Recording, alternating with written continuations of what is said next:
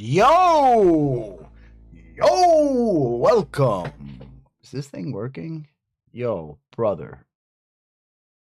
Are you doing this? What are you doing there? Okay, there you go. Yeah, you working? Look at you reframing me. Reframe! Yeah, fucking bullshit. Jesus Christ. How many updates? What? How long? 13.55 megabytes, and that's how long you're taking? Oh, 44.91 gigabytes? Excuse me? Excuse me? Why am I already at like 4 gigabytes though? What is going on here, bro? Why is that big of an update?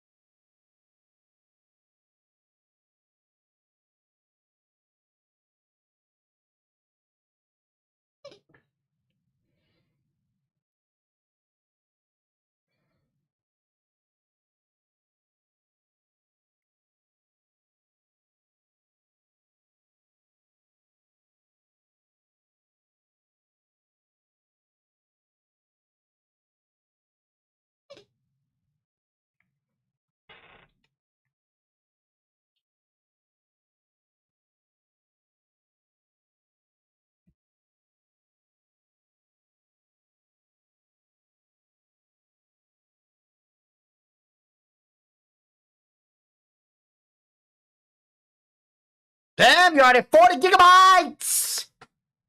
Whoa! Whoa, there, gentlemen, ladies and gentlemen, boys and girls, children of all ages. I see yourself, I see yourself, I see you in the pages. Hey, oh, what do you know? I've been there before, I've been getting that dough. 44.91, 44.91. Should be done. Where you at? They play you. They play you.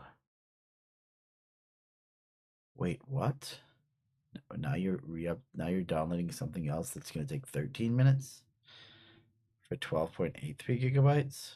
What is going on with you? What are you talking about? Why are you doing this to me? Do I need to go play Valorant while I wait? Okay, I'll go play a game of Valorant. I'll go play a game of Valorant. Haven't played Valorant for a while. Maybe I'll go play a game of Dead Drop. But I launched Valo. Oh, but Valo has to update, of course. Of course, because every game has to have an update every fucking week. Fucking 2 days. Every fucking 2 days. Yo. Hey, Johnny. Why the fuck's my game still updating so much? Fix your shit, Johnny. Or I have to come take a visit. You don't want me walking through the doors, Johnny. Tell the people there they don't want me walking through the doors. Wow, that's a lot of people live right now. Oh, wait, one of those is me. Hello. Hello, me. Cool, let's do this one. In recent years, why are you going down to my crotch again, brother? Come on, Mr. Camera. We can't those be. who got their hands broken are suffering the most. All this was true Okay, fuck until you. this man was born, learned how to clean surgical instruments, and became world's known GPU repair professional. Impossible. In any case, he will now demonstrate how he does it. Enjoy. Hello, Internet. Today I have this EVGA30A for repair. Let's open this card before, as the sticker suggests. It's always a plus. It gives me a very high chance of successful repair. But on the other hand, I have to fight this dried up thermal pipe because once it's dry, it's like cement. That's why I'm against it.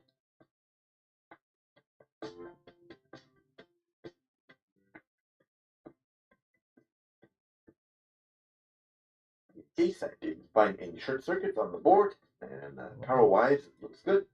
So let's plug it into a computer and see if it produces an image.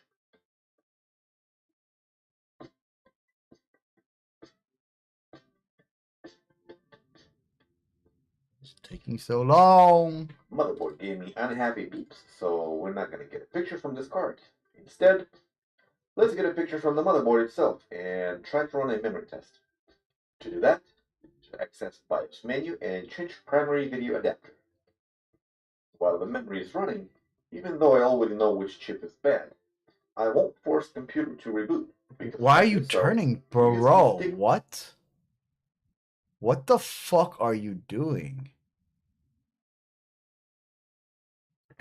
What the absolute fuck are you doing? Bro, no. Will get corrupted and it won't run anymore. So while we wait, what are you doing? And that explains exactly which error chip is to blame. Once the test is finished, we can open up the report and verify that yes, indeed, we have a problem with F0. Okay, let's get access to the chip, get it off the board, and see what we find.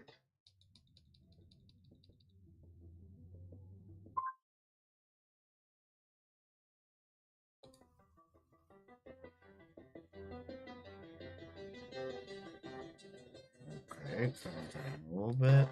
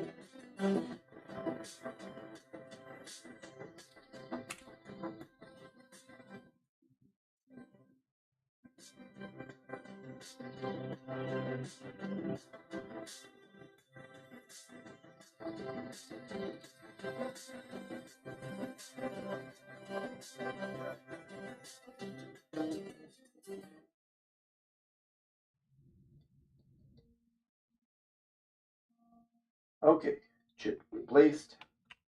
BIOS secret destroyed as expected. I'll check for short on 1.8 in memory. Everything is looking good, so let's switch graphics adapter to auto in the BIOS settings. Plug the card in and see if we get a picture this time.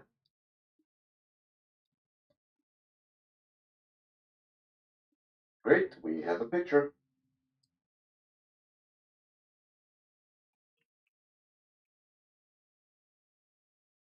After drivers were installed, I'll quickly verify sensor data and proceed with the assembly, followed by double and triple checking clearances after replacing old thermal putty with pads.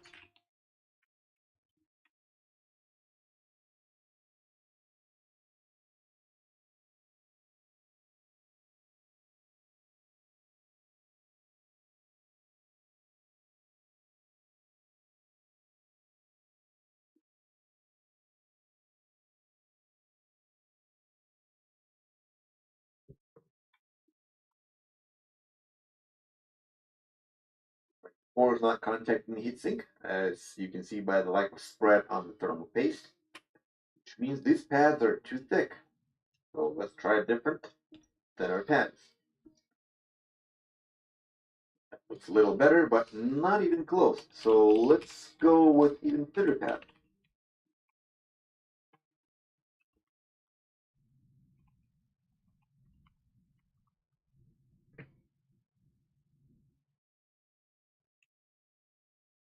Okay, we'll do those. Now we will do this.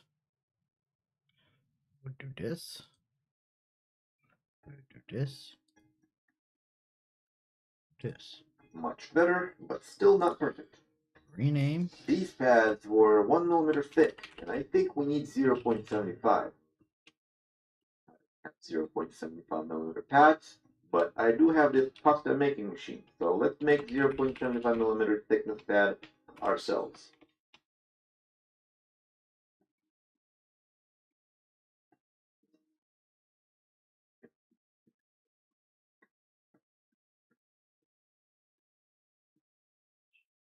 In any case, card is assembled and running stress tests, and according to GPU-Z, something is not right. Let's open it up again and see if we messed anything up.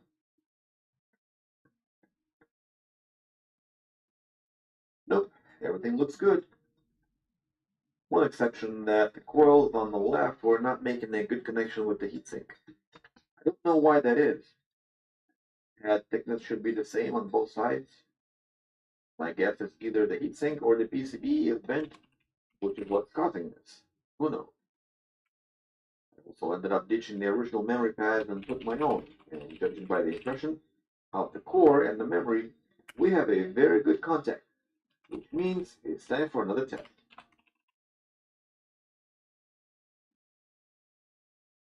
After all that work, the results are a little bit better, but they're not exactly night and day, as I was hoping. I guess the heatsink is just not very good at doing its job, regardless of how massive it may be. This thing's almost. Oh well. It's still applying the. At least we got it Maybe we working. don't have to play Valor. That's all the stress test, so I don't have any reason not to call it a fix and send it back to the rightful owner. While I don't agree with the temperatures it generates, I did everything I could, and it produced hardly any positive result. With that said, this is it for this repair. Thank you for watching and have a blessed day. Goodbye.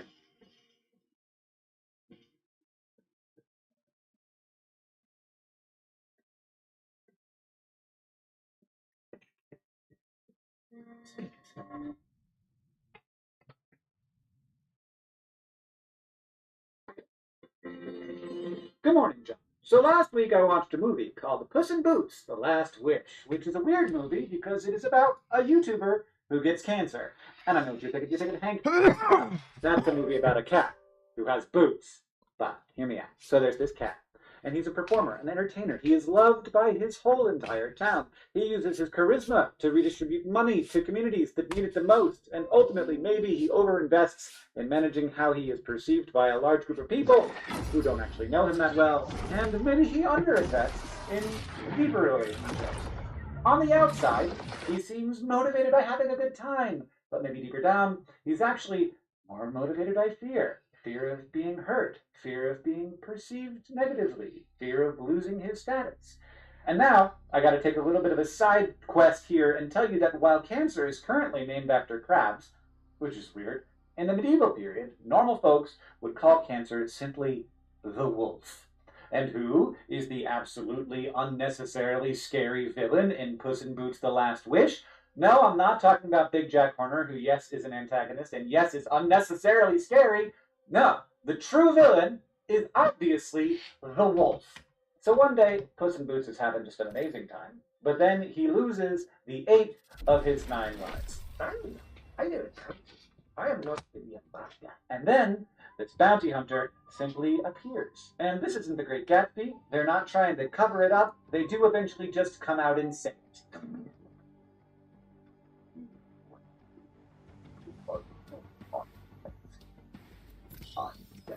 But they didn't have to. Like, he fights with 2 sickles, and they each have 8 little kitties on them with an X scratched through them. Back. The wolf is death. Give me the last back. The screenwriter, and Puss in Boots finds that he has always been able to fight anyone and has no fear, now runs away, terrified of, we think, and he thinks, death. Locked. Now, here. But is it death that he is afraid of, or is it something else? You gotta wait to find out. So Puss in Boots runs away, and he begins to form, accidentally, a little family.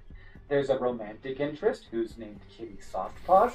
I have a romantic interest. Her name is Catherine, and her hands are soft. And they kind of adopt a son who's a terrible-looking chihuahua with a heart of gold. And I have a son who isn't terrible-looking. He's actually very cute, and he has a heart of, he's 6. He's working on it. So as Puss in Boots develops these relationships, it starts to become clear that what he's afraid of isn't so much death. It's his own fear of death. Puss really freaks out not when confronted by death, but when he starts to feel afraid. That's why he lets things off. Hello? I'll pick us a good perch. I'm smoking weed, Stain Man. Preceded by his fur beginning to stand on end. Whoa, what is this? What the heck is this map? What the fuck? Can you fall off this map? What is here? I this? promise there's lots of amazing stuff I'm leaving out. Holy and it is on shit. Netflix right now. There's holes in the map. Ways of dealing with it. Are we in only up? What the fuck is this? Relationships with his new family. And then he is confronted by all of his Hello? lies, things that he's done and doing in the past, but that didn't have the depth of the ways that he feels appreciated and loved by his family. And his former selves, well, they are appalled to see him. Hello? But he wants to. In the end, Puss in Boots ends up afraid of death, but not afraid of his fear. This anxiety stops piling and piling and piling on top of him, and in that moment, Cat, YouTuber, is able to fight the wolf, death, while knowing that there is no way to ultimately defeat it. If you beat death this time, you will be fighting death again. But he's gonna keep fighting as much as he can for as long as he can, because it's not about looking good for the crowd, it's about preserving what he loves, which is time with his family, with his friends. And when he wins the particular fight with death that he has at the end of the movie, he recognizes that there is another day coming. You know where we meet again. Rings next door, 45. And none of that means that Puss in Boots doesn't want to continue doing big, interesting, amazing, adventurous things. He still loves that stuff. He loves to make things for people. But knowing that the next fight with death could happen at any time and may indeed be the last one, gives him a new perspective, and he realizes that he both needs and wants more than he had in all of his former lives. Look, I don't know why you make a kids movie that's definitely about coming to terms with your mortality as a middle-aged professional entertainer, but I'm glad they did. John, I finally found my penguins of Madagascar. I'll see you on Tuesday. Evo shield here. Level 2.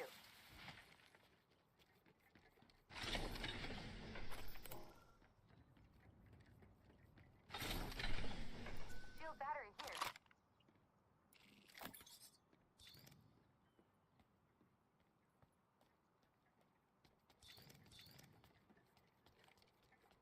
Evac tower here.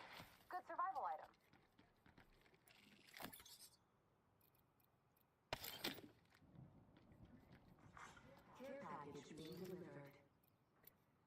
Care package touching down. They usually carry... Deploy enhanced drone. Extended light mag here. Level 3. Let's Shield reposition battery here.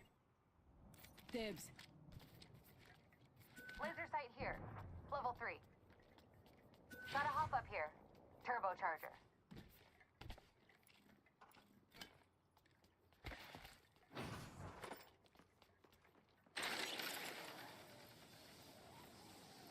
Taking a new angle.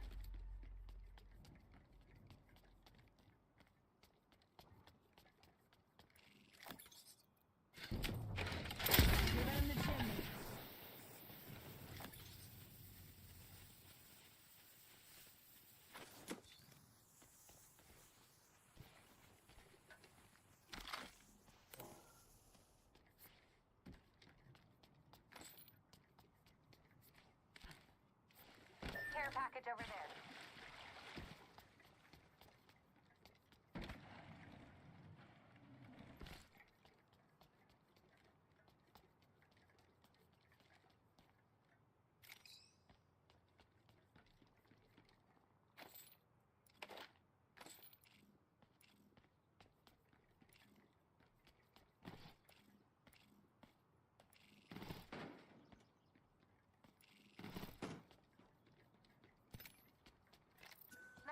here.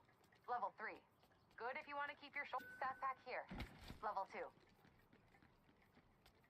Dibs. Looks interesting over here. Come on.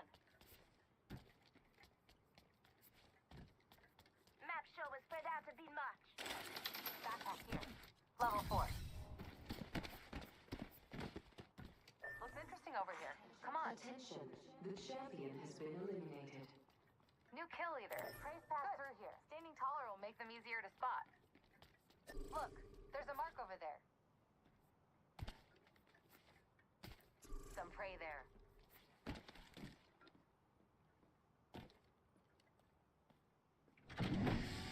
Taking the wheel. Get out of sight.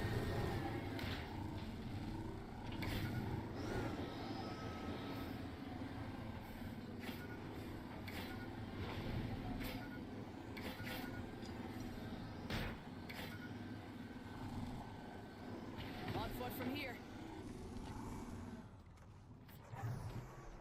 I drove a vehicle in Apex Legends. What the fuck? Prey over there. Don't spook them.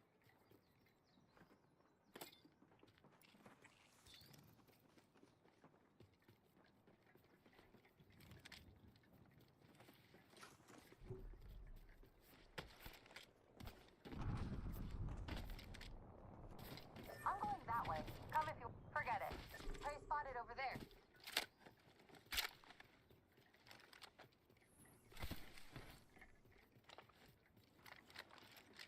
Prey over there. Don't spook them. Popping smoke. Taking fire. Opening fire on our prey. Listen up, I'm getting shot at. Enemy shields broke. Got snared. Help John if you need it. Prey here. I'm spotted. I'm down. Heads up. Dropping the pain. Just us now. Gotta watch each other. Find the cover. Looks interesting over here. Come on. Take some fire. I cracked the target's shield. And put it here. There's another squad. There's another squad. Spotted. Double timing it. I'm bleeding out. Oh, I'm scared. This is what my prey feels like. Replicator touching down. Black tower.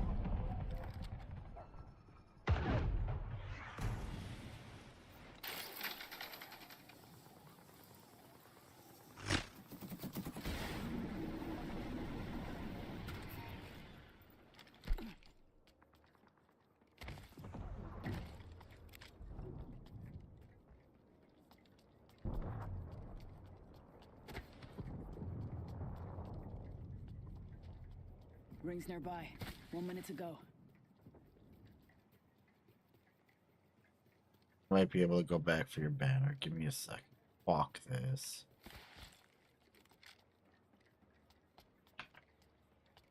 .45. Ring ain't far.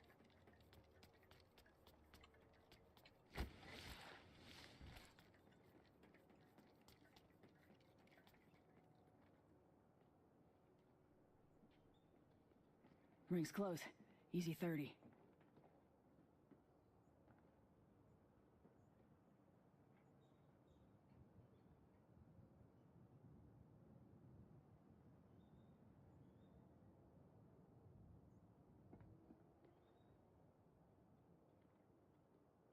Got 10. Ring's close.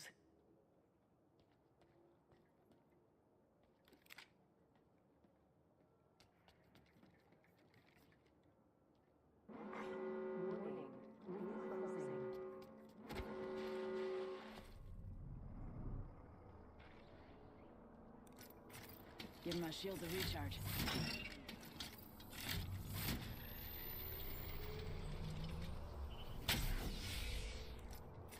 Taking a knee. Patching up.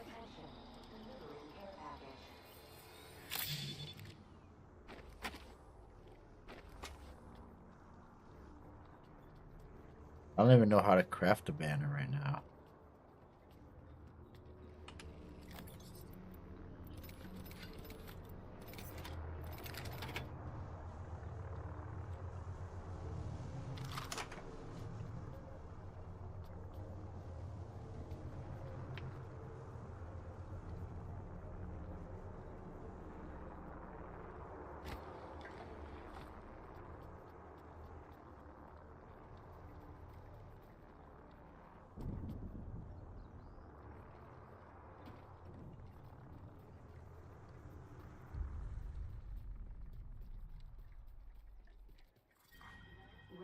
3.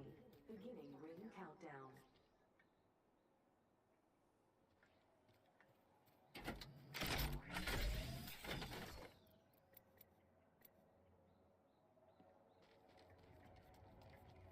Oh, I found a replicator.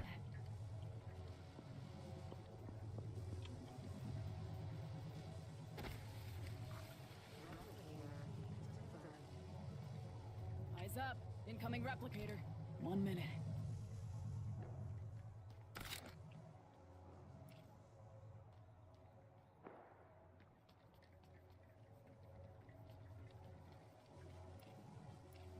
Not a far ring. 45.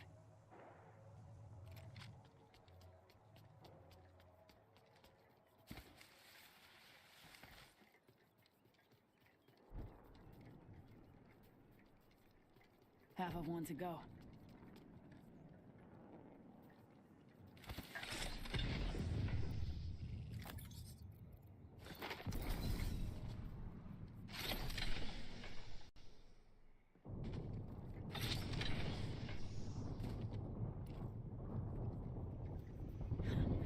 Seconds. Close ring.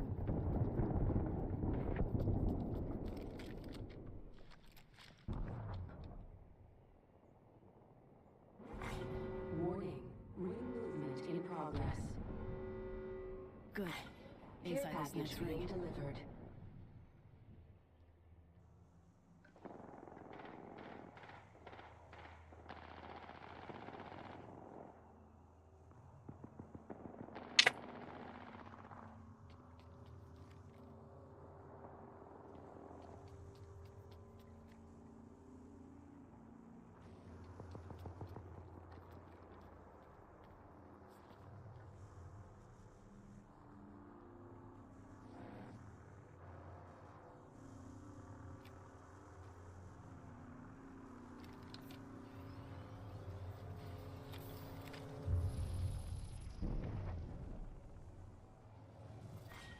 Round 4. Beginning ring countdown.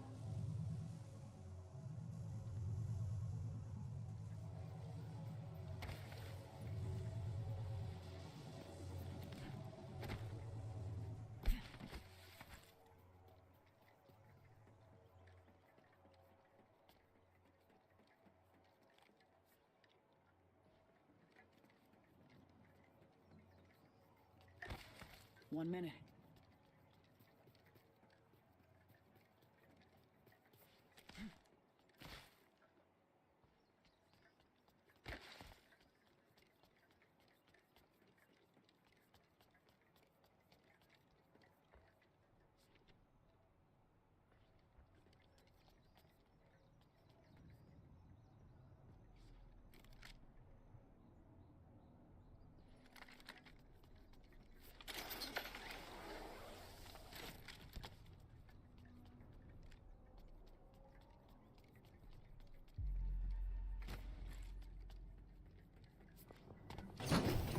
Materials. Check.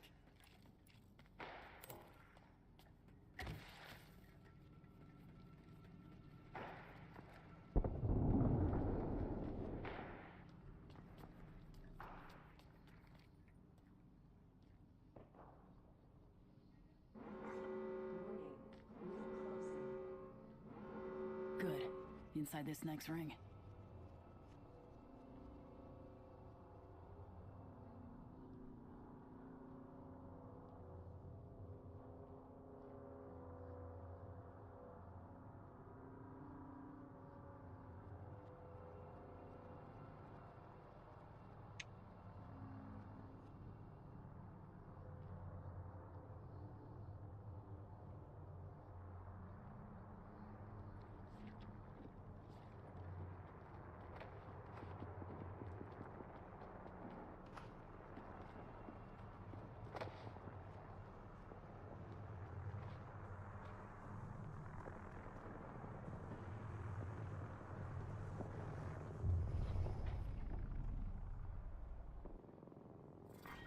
Round 5. Beginning ring countdown.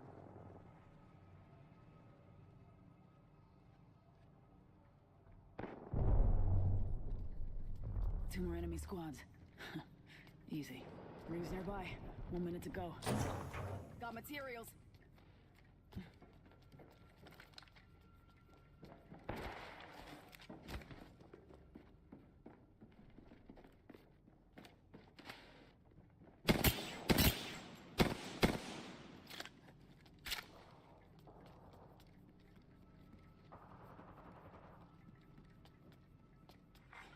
Kill leader eliminated.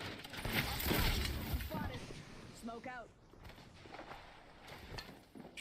Old Painless knocking at the door.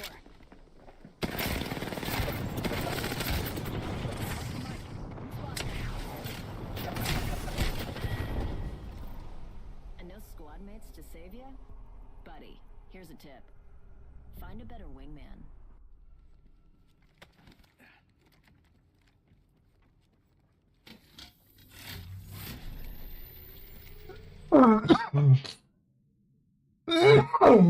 Well.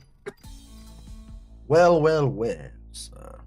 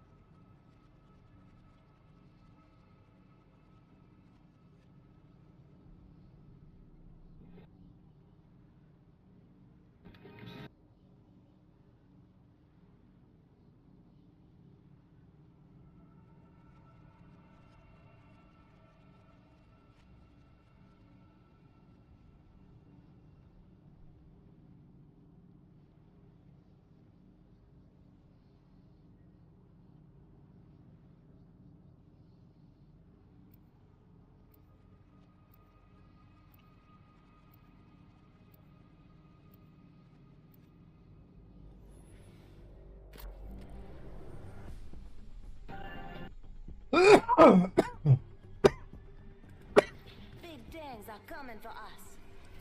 We have no choice but to win. The universe isn't nice. Stay near me.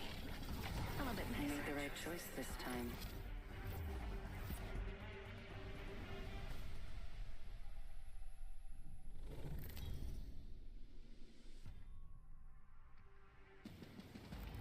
Introducing your champion.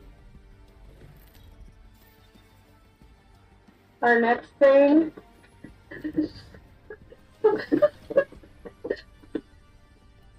Sorry. I'm sorry.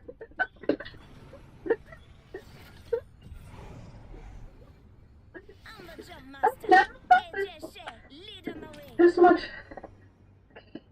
so slowly. It's even more impressive if I do it because I have only one hand, right?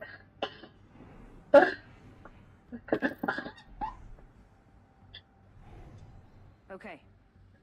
Oh my god! Enough lambing around. We I'm drop so you. in pain.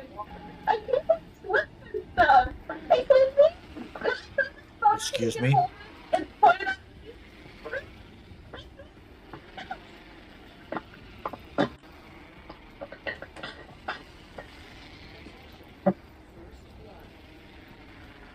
First blood.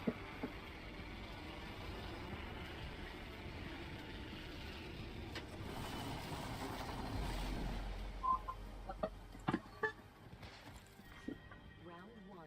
Beginning ring countdown.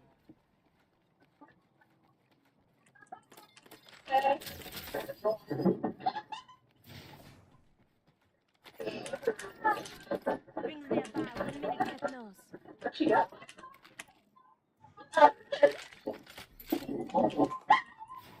It's not. Peacekeeper here. Oh my god. SMG here. Longbow here. Anti-gravity here.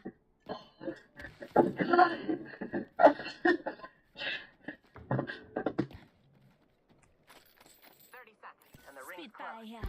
Just 7 scouts here. Full submachine gun here.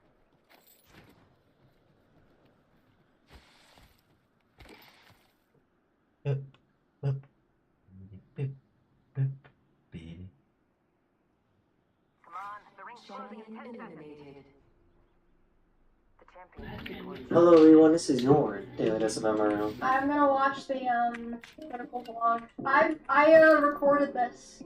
This is from my POV, and if you wonder why I seem so tall, it's because I bought a stick so that I don't look as short when I'm filming or streaming, holding the camera when I'm streaming. No, Sean, thanks for 4 months. All fame ice cream, not scream. Havoc rifle here. Moisture. One of those favorite people on the internet, famous for his bass takes and beautiful.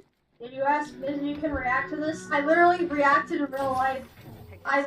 This is literally me in the men's bathroom behind the camera. Can I watch the video I filmed? Could you watch? I guess in a way. Ask is mine. Is this gonna become the reoccurring thing? And I watch your Charlie vlog on stream? Now we wait. This is what you wanted. We're gonna sit here and wait. And this is a person who's either constantly staring at their DMs all day or will not see it for 6 hours. He's live on Rumble. Rumble to ask. I don't even have a Rumble account. He said, yeah, you tell them at the end to go watch the whole thing so you don't destroy small YouTubers. Today, we will be going over a day in the life of Moist Critical, followed by going through his $7.8 million Moisty Myers mansion here in Florida. I'm out of here.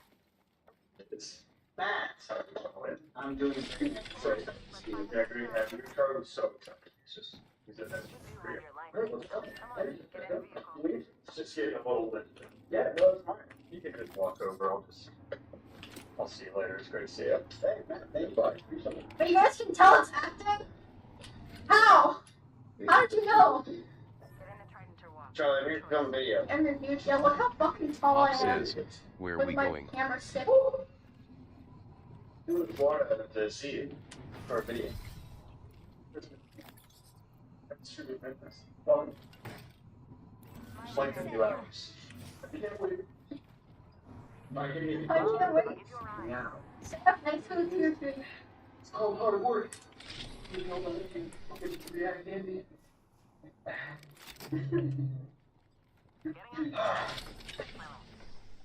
Good. The bygones. Oh yeah. Did that work? It looks like he's gonna explode. Cell here.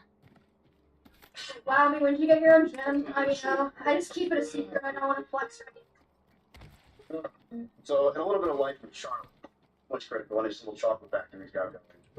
He listens to a YouTube playlist with 1,400 songs on it of just a bunch of obscure bands whenever he lives.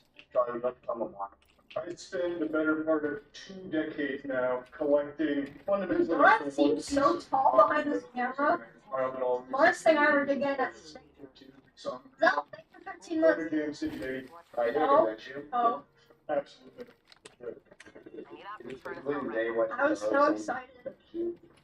No, but I think this will be I was so excited. That's where the ass goes. You're a bullshit. Yeah. I'm scared of me, Jesus Christ. Like I'm like camp for trust exercises. Oh my god, bro, you hear me with my nutsack, they almost come. Did you ask it, bro? Are people just gonna make that joke? Oh, here you go. Hold on. I'm just gonna put this in the corner like a little watermark. 3, 2, oh! My road ends here. I got another bomb. Yeah, that was on me. That was on me. Reputation like, oh, I just got a bomb. 20 yards. No, bro, thanks for 20 bucks. 1. Nice, good so. Why is he like raising his arm? This is I was. Ross, focus on the eccentric contraction on the way down. Oh, summer camp, yeah. Good shit. You're turning it into me. No. Maybe you gotta work it. I put 270s over here for you. There you go, just grab it. Honestly, I'm very impressed that you did this drop. I moved it. You have a giant rock match. Slush pad, thanks for looking. It's just a ring. You can box in it and use it for wrestling. Like it's multi-purpose. Those shoes? What? Why do they throw Converse? So It's like the most basic shoe ever. That's how it is. Usually you don't use wood. Our wood did. It's gonna hurt a little more than. Didn't make it that far, but made it to the ring. Yep. Are you basic boomer? If you're just do a long while, yeah, ready. You doing this? Not from a turnbuckle. I just crawl on it normally. But you guys, we're kind of basic. So go up there and you take like a trust fall. What? That sound is not edited, by the way. It's like the intermediate wrestling ring. This is, this is like some CZW kind of shit. It's like a floor. Yeah. Bad boy. Oh, well. Listen up, we'll spread out a bit. Watch your mouth. Your turn. I can tell you background. Said you're state champ or something? You start stage 2022? I said I went up against state champs. Okay. What's over here? This is kind of just like a meeting room in here. Ain't no way people shitting on Converse if I were Fox True! Giant green screen. I'm down. Fuck. Who's he? Our teammate needs us. You look like the frog from My Hero Academia when you pose like that. Why are you such a weeb? What do you mean? I'm actually not a weeb at all. Charlie has referred to things of the One Piece 3 times today. Okay, that's not weeb. That is for me. He literally did that. I'm sorry, Charlie. Yeah, I don't know Pop what says, Here. He'd be like, yeah, like in the back Pop room, I'm says, basically building the audio. One Piece of YouTuber collections. Well, the And he said that like 3 times. This stuff, Charlie. Show us These are some of our trophies from Wasting Sports, and then some of our comics from 1-0. Pop Like says, traffic that you you like guys don't grapes. know, Charlie is a man, and Charlie also has a God Slap magazine that he goes to. What? He was so offended. It's not a magazine, it's a clip, right? Not the sponsor on the corner. What they used to call those jets? What were those little, I think they were jets. He's doing another One Piece reference. It's your comic book. Yeah. Yeah, so they have a comic book called God Slap, and this is the first of all the gods. That's right, right? What's this one? So that's CEO belt for winning CEO with Cola. It was a Smash tournament. And you got this one, which is. You know what I hate watching this? I don't think people even notice, but they will now that I pointed out. You can see how shaky my hands are, even though I was holding it with 2 hands. This your communion cup? It says almost pro. That's just a different event we won. You got. Oh, this is a big one. Yeah, I think we won the spring major for Rocket League. This is a big one too. When'd you get this? Well, It gets worse. Okay, because so you know those like little vlog cameras that we usually use for my backpack? Those weigh like not even a pound, I think. But the one that we brought died, and Matt was like, "Oh, don't worry, guys. You can use one of our cameras." He brings up this. It was a beautiful camera, by the way. Like you can see how nice it looks. This juiced up Sony camera, attachment lens, attachment microphone. It weighed like 8 pounds, and I was having to hold it up for like an hour, so that's why it gets really shaky at the end, but it was a good camera. about a year now. It's just the logo. Yeah, what about this one? This one's huge. Yeah, that's what's it? Z Gallery or some shit? He has Brawlhalla. He has a Burger King hat that's blue. That's RuneScape, you swine. How do you magazine at the party had a bird. And then we have Charlie's retirement trophy for working for 10 years. Charlie, what are these? Those are just from when we went to the World Fucking- Championship. A lot of people think those. I hated that I saw this, and I knew. Proud of me. I hated that I knew the specific name for this because I used to be a scene kid. This is called a candy cup with a K. Anyway. Oh, you're smashed on. Yeah, big dub. Then over here they have the come up, which is the come up of Super Smash Bros. Melee champions. But they were on the come up and they got only 30 clicks. Oh, brother. Except for the are you like dumb on purpose? Like, oh my god. And down here, they have one of their exquisite pieces that they've worked on. This is the God Slap. Nope. That's our debut album for the Gentle Mid. You remember that song that you liked? Blind King God. Yeah, that's the album. And then you have this from Sekiro. I'm pretty sure this one, right? In real life. Wait, there's this one too. Sounds good. You have a lot of Thank you, things. bro. I mean, you have now. Oh yeah, we gotta do this now. Title? Something like that? Did I guess? I think you were right on the So just let everyone understand and know what Charlie does around here. He's very interested. They keep it at a cool 73 degrees.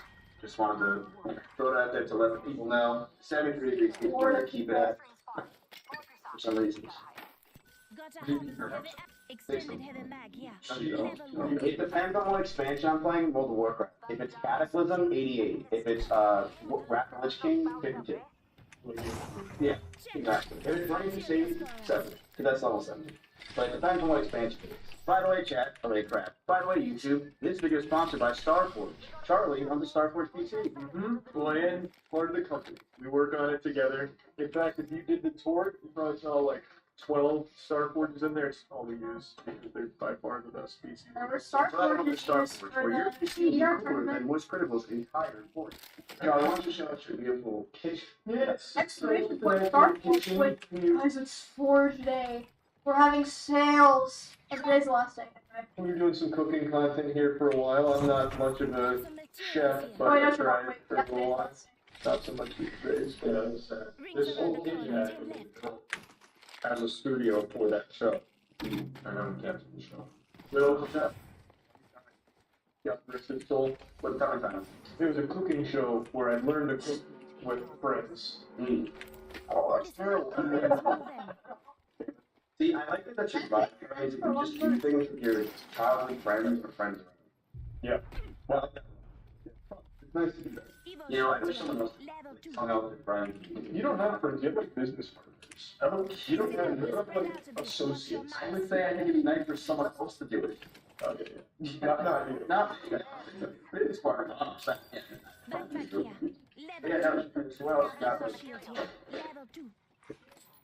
Oh, this was fucking pathetic. Wow. That's only the best content on the Miskid YouTube channel. Actual jingle. Oh yeah, you do it. Oh yeah, Charlie. Oh, This was the entire. No, it just doesn't work. It's perfect. So, oh, he did. we did a time lapse of 5 minutes. This was the cooking show. I'm not even kidding. Wait, actually, what's trying on that? No, right now, what's up? Let's see if Hey, happy birthday, Sal. So over here we have our Himalayan pink salts. We have our classic Welshes as our spices. Down here we have our cheesy snack spices. And the ultimate taco spice. One of the most delicate. Up top we have hot sauces, vanilla cocoa sweet, and flour sugar bacon. Who really likes ranch? Yeah, he sold the whole house. You can see a lot of touches in his chest. It's like a little puzzle. Oh, okay. I have a chicken. Some big guy. Yeah, cheap dog. Wait, It's funny. this is a chunky cow. You do tell something. I slept on it many times. Oh, no, this room was sick. Your viewers on Twitch? Yeah, I don't really know anyone else exists besides you. That's super not true. They all like, if someone goes in there and like, yeah, anyway, let's move on to what Charlie's talking about. They don't know anyone exists. Name 5 people they know exist. Fucking fortune teller. Yeah, name 5 people my group. Everyone else. I'll go in your chat and be like, dude, Charlie, like, you saved me, my kids watching, like, are huge fans, and your chat will be like, yeah, me too, I'm not bragging about it, and then they won't, like, no one will be like, oh, Miskip, hey, actually, I'll get a few Miskip pays, but I'll get a few Miskip kill yourselves, so that's about it. Yeah, and then Charlie's like, famous, and then he goes like this. Famous. And then John will get like he'll get like a lot of viewers and he'll be talking. Why is there mustard on my cup? Appreciate you. Thank you for the tier 1. You like the depression? It's really good. You've been working on that. No, I'm watching all that. People don't know how good impressions are. Really? Give them their Scooby-Doo impression. Isn't he dead? He's a cartoon. Where they do all the work. Now, Charlie, tell us what we're taking. So we have 2 buildings here, which is all of what you saw here, and then this one is an old building from the 1960 building, which we just recently. We're getting attacked from behind as well. Up there. Why don't you guys take us to Disney or something? Yes. This is me walking backwards, trying to get like the cool like forward camera. Oh, I fucked up! I was trying to show the G Fuel logo, but my hands were too shaky. Okay. Matt, how many tours do you guys done this week? Really? Yeah. Did it feel like this? I don't think so. Alright, this is where my fun starts to really fucking up. It's like... And here we are, Disneyland. And there they are. Oh, yeah, that's true. You go back to the Pokemon thing? You played it? Yeah. It's like a toy. Okay, no, let me explain again. This was like an almost 10-pound camera, which is what Espen used on his IRL that fucked up his neck. Like, I was using both hands and it was too heavy. Like, yes, a man probably could have carried it and not gotten us tired. But it would have happened to anybody. It's the cameras, it's not me. It's not my fault. Usually do the drum roll on the snake, so we want to be wet. How did the video started? I might round up to 100. Okay. There's some weird melody. I did it now.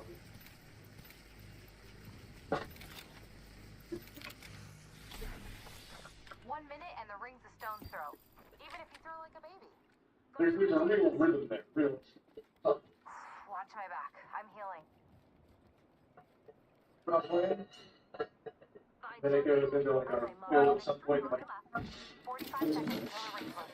If it takes you out, that's that one. Play the most basic beat known to man. Smoke on the water. Yep. Oh wait, no, watch this. Just Watch giving my this. shields a recharge.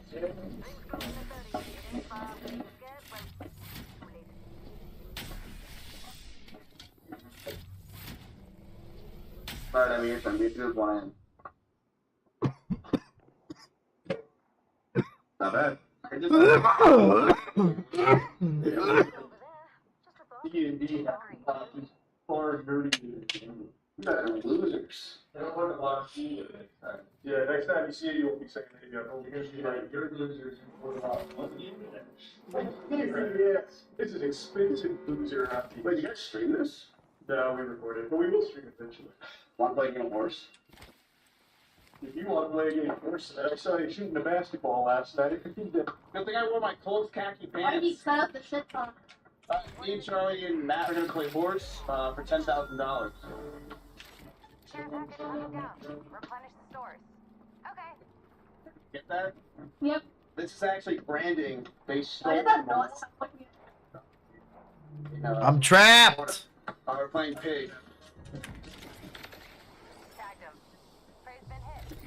Beautiful, mates. We're spreading out faster than a They're not reacting hard at the superior's reactions. New kill leader, go and watch out. You'll be hearing from my lawyers soon for these defamation false claims.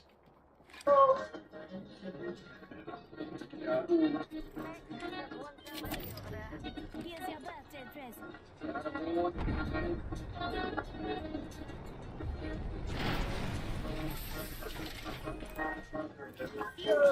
Oh, thanks for shine.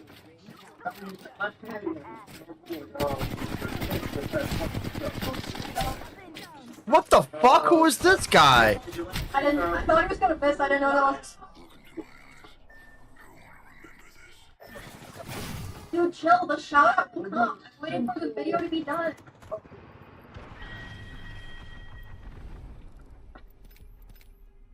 Well, that's it for me. Yep, that's.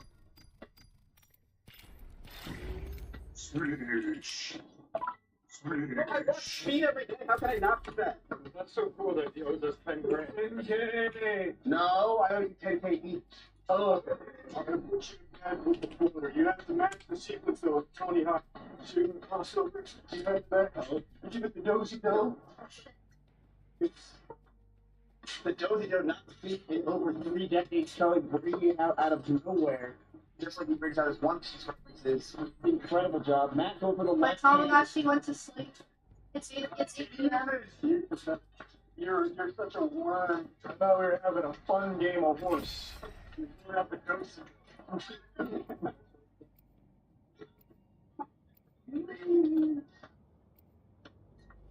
Mosquito 1. Get the time over. It's in. Matt has to step back for PI. Ooh! This continuing to not be anything. Oh! Oh, Yes. All good with me. Look at the camera twitching, that is me trying to like... Cause it's so shaky. Oh, yeah, Wait, but it kind of looks like the cameraman saying like, no, wait, I'm actually a genius artist at work. Oh my god. Hey, this was a fun video. Thanks, Miz, for letting us play some pig.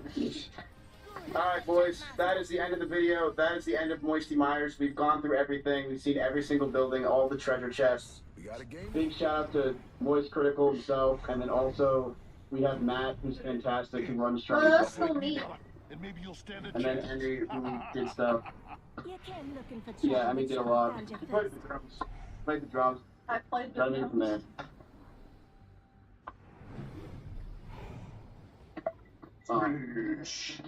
Bye. Thanks for watching. I hope you guys enjoyed it.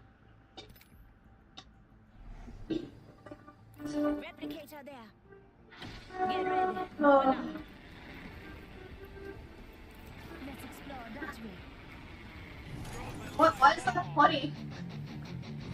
I just didn't want to be on camera. Even for the stream, Wait, does anyone flip with the chickens?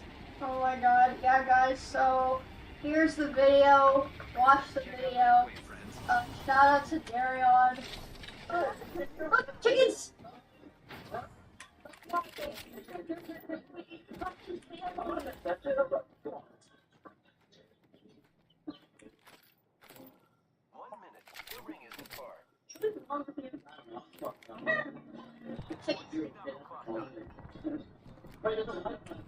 They look so delicious. Like chicken? Oh, I like one. I'm gonna wait it hard. Chicken. Chicken. Spitfire here. No, oh. No, I'm not here. Dude, he's... dude. Keep the Not camera far low. from the ring. Half a minute. Chickens everywhere here. They weren't mine. Chickens. Where's the car chicken? What is going on? With butter chickens. Wait, the one that was wait. He like. Big mama. Oh god. Wait, did they attack? Did they get mad at attack? Fucking no. Wait, they're gonna. Wait, I missed it. Spoilers. Wait, watch this. Watch this. Watch this.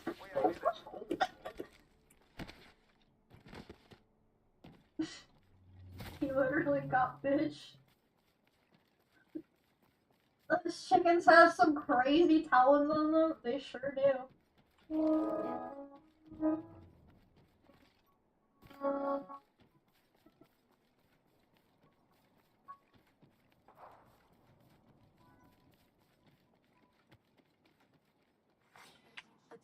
Oh, did I hurt your hero? Oh.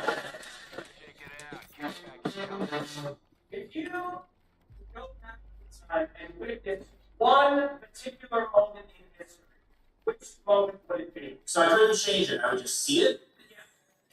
Ooh. Is it something that I have to know happened? No. Oh, no? Good. Because I always wondered, there was this girl in college, and I didn't know if she liked me.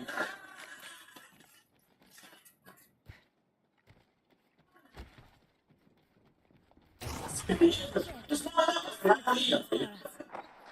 what's the moment that would prove to you that she definitely liked you, you know?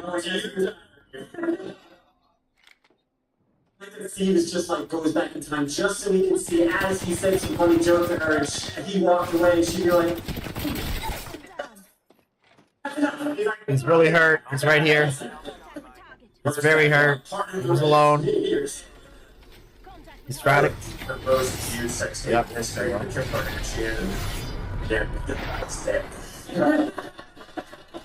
with him now. Should I be there for the planning meeting? See the logistics, so Chris Shipper's doing all the staging, you know? She's like, this is exactly how you're gonna fuck my daughter in film. That's what's gonna happen. Oh, did I hurt your hero? Oh. You know, more people work on that than the moon landing.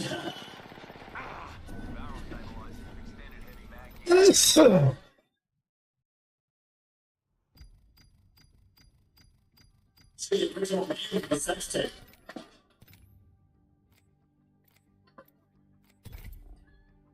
It's a moon landing. One small step for Richard. Thanks for watching and sharing this video. And thank you for following me on YouTube, Instagram, TikTok, Facebook, and everything else. If you want to watch videos like this before anyone else, check out patreon.com/Steve Hofstetter and come to a live show. I am touring just about everywhere. You can get tickets and see where all my shows are at stevehofstetter.com. Thanks for watching. Hey again, we are here at the Houston, Texas Micro Center, and we're ready to film another episode of here. We're also about to be run over in this parking lot. Now remember, Micro Center wants you to know that if you're a new customer, you can save $25 off your purchase of a new CPU. It doesn't matter, an Intel one or an AMD one. And if you're not... Are you gonna put me on your back?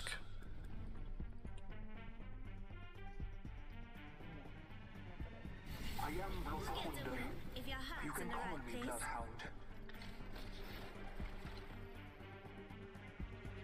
Weird.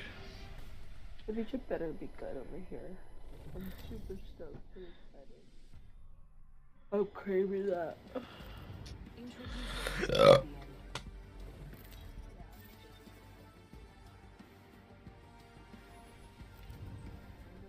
the jump master. No straying now. Yeah, I'm not drinking. What does that mean?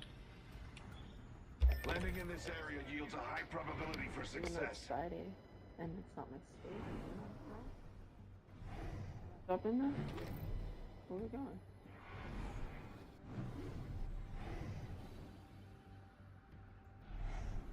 Where we going, ladies? Take me to the dance. Where are we dropping? Get ready. Gonna check for you over there. Might be something good that way. I heard that.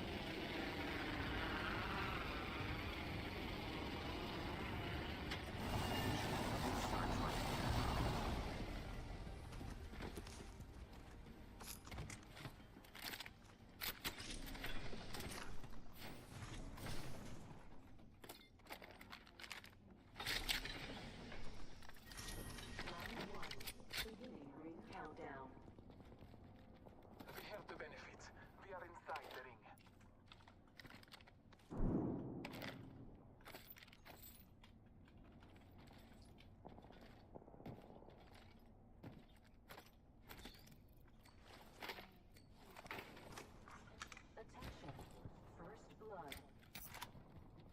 First blood. Good thing it's not us.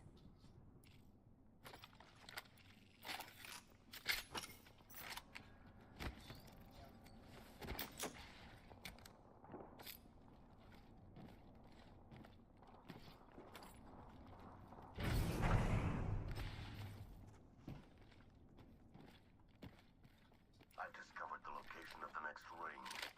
Check your map.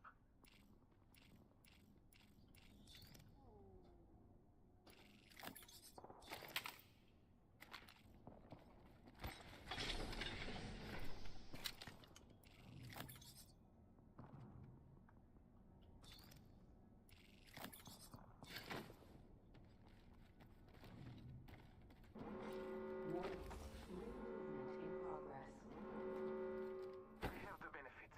We are inside the ring.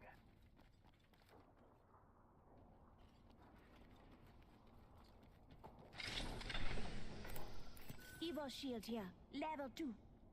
Over here. Got a mobile respawn beacon. Attention. There is a new kill leader. New kill leader. I must confess, it's what I long for.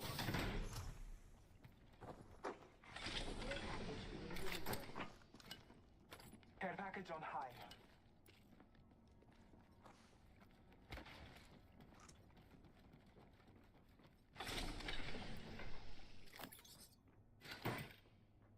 Shield cell here. Barrel stabilizer here. Level 2. Optics here. Mid-range.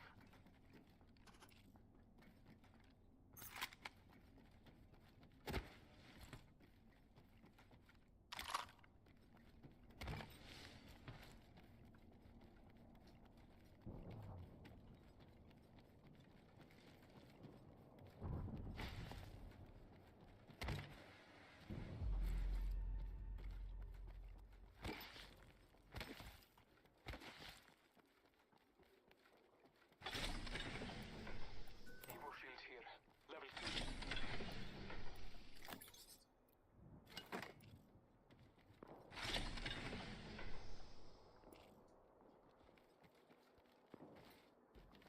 Spotted one. Distant. Copy that.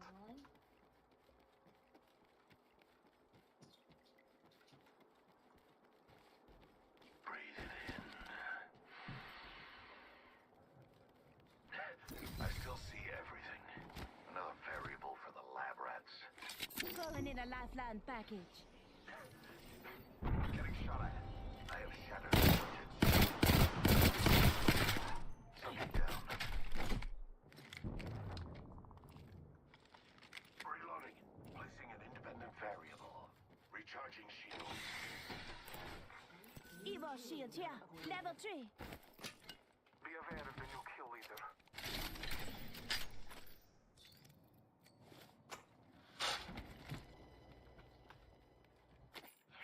Healing my wounds.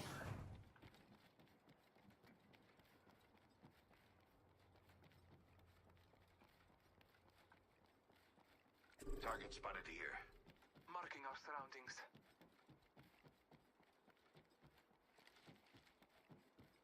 I have a subject in view, right here. I suspect we will find something here. Well, I'm taking fire. Look who it is. It's you. Oh, can anyone summon the courage to face this contender? I suggest we do some research in this area.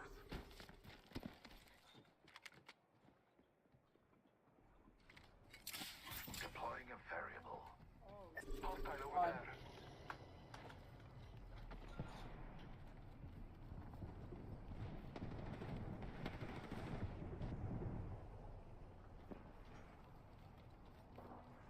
I suggest we analyze those grounds. The participants have recharging shields. My vision is clear. Crack the subject. Down the subject. I'm taking fire. My vision. The target is landed in my place. Yeah.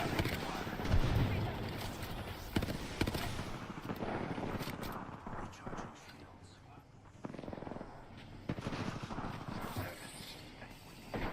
My vision is clear. Healing my wounds.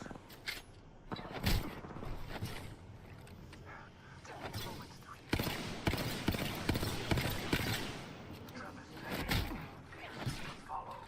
Gas trap deployed. Recharging my shields. We are inside the next ring. Reloading. This is my favorite part. Trap set and waiting. Subject spotted.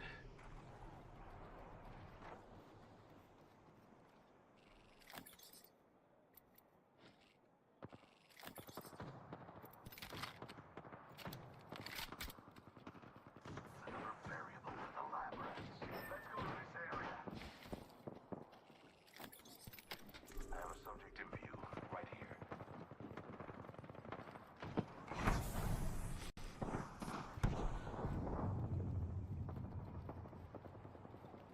They came back through that door. Where the case was.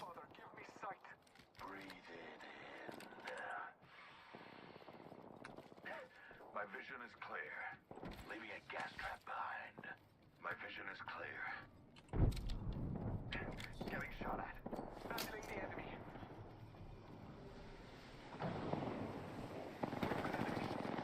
Wow. Recharging shields. Can anyone summon the courage to face this contender? Listen up, I'm getting shot at. Getting the area. Subject down. Gas trap deployed. Reloading. I still see everything.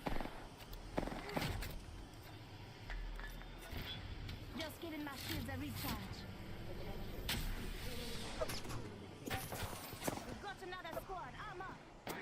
Target over there. Recharging my shields.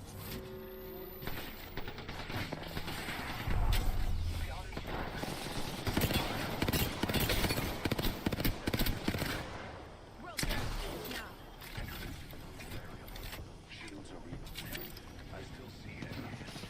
Come and get your birthday present.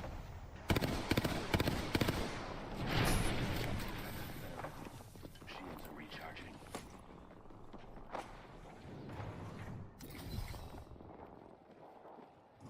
Marking our surroundings.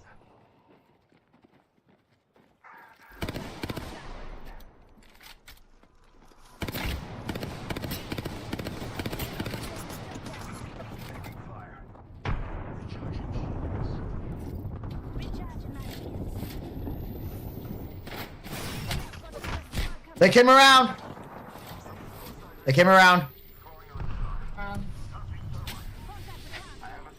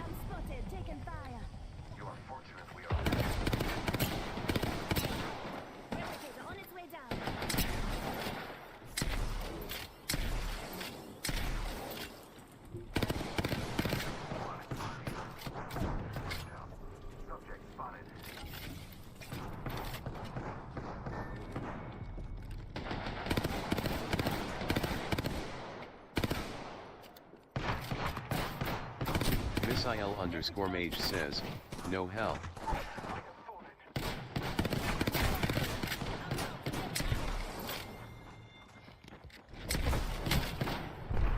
Misael_Mage says, GG.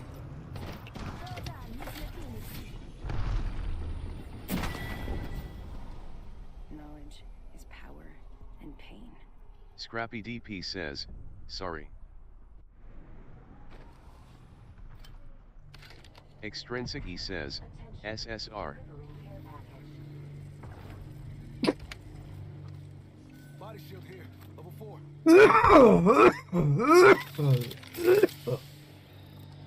Oh.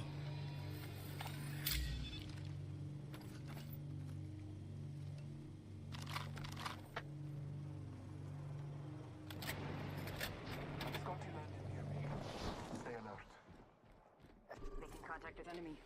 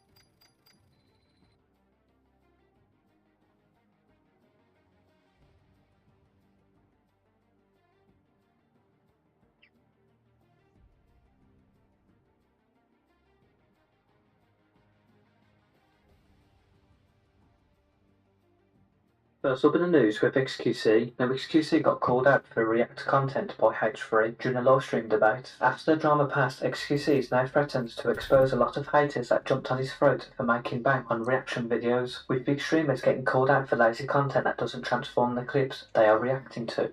Many have been accused of stealing these clips, as well as not giving credit or compensation to the original creator. Vince Vintage YouTuber calls out XQC in the following tweet. Then XQC responds in the following tweet saying, "This guy praises Miskiff for doing the exact thing that I did, but flips on me only when the tides shift. Then blatantly lies in a tweet because I didn't respond to his DM within 12 hours because I was flying yet he had sent an email 2 days before. Shameless." Then XQC followed up with another tweet. Then Vince Vintage followed up in his response. XQC's editor responded in the email stating that I saw that you were not happy with XQC's reaction to your content. I wish to apologise and I am ultimately to blame and not XQC. So XQC's editor offered to send all the revenue back to Vince. Hey guys! It's me, Eric. Welcome back to my stream. Let's play some Tetris for the next 12 hours. I'm just kidding. Don't show up that. XQC is going to be staying at Linty's house for the next month. I've been trying to help him find a place because he's been looking for a place, you know?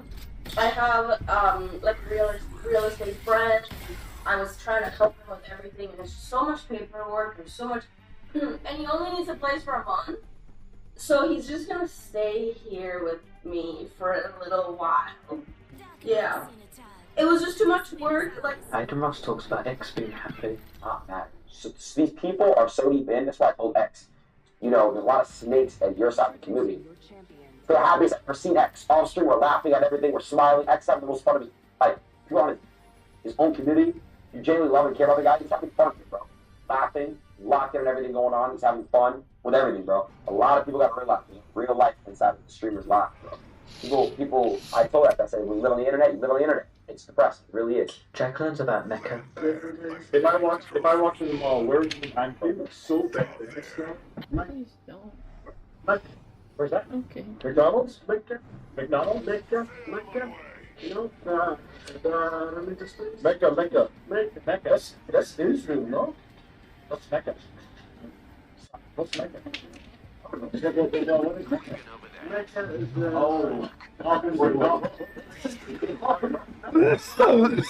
I thought you meant. See, he does an impersonation of NP Long. Gladiator. Chicken gladiator. That's that, son. But, how was that? How's that NMP? Is that a good NMP impression? Find out XQC owns 25% of NoPixel. XQC bought like 50% of NoPixel? How does that even work? How do you own 50% of NoPixel? Are they publicly traded? They can't be. How do you buy? Like you have the rights or something? 25%. Oh. Only 25%, the other 25 Buddha. How you guys are saying it was the devil. Extremely is the only person that would get NP Long to do this kind of stuff. Wow, good job!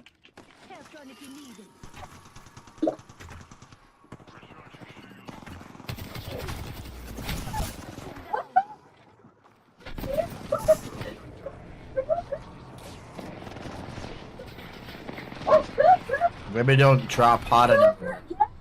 Ain't good for that.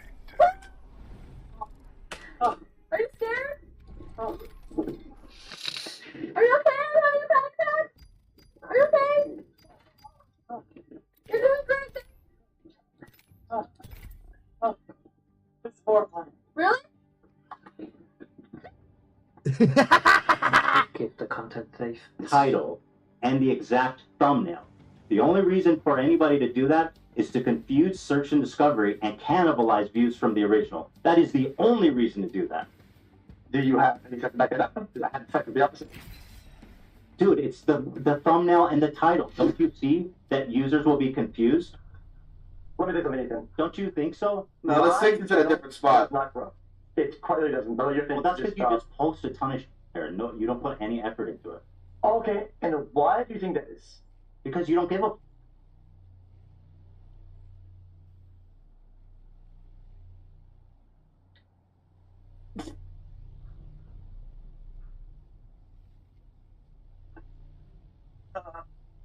See, my 6 is in a different spot though, chat. It's different. Okay. Clearly. So, gotcha. Cook gets jump scared. I need to learn traditional Arabic games. Do you know any games moves? Arabic games. Oh my god! You scared me! No faffing about, fellas. Hello? Let's bloody do this. Oh my god! You scared me! Hello?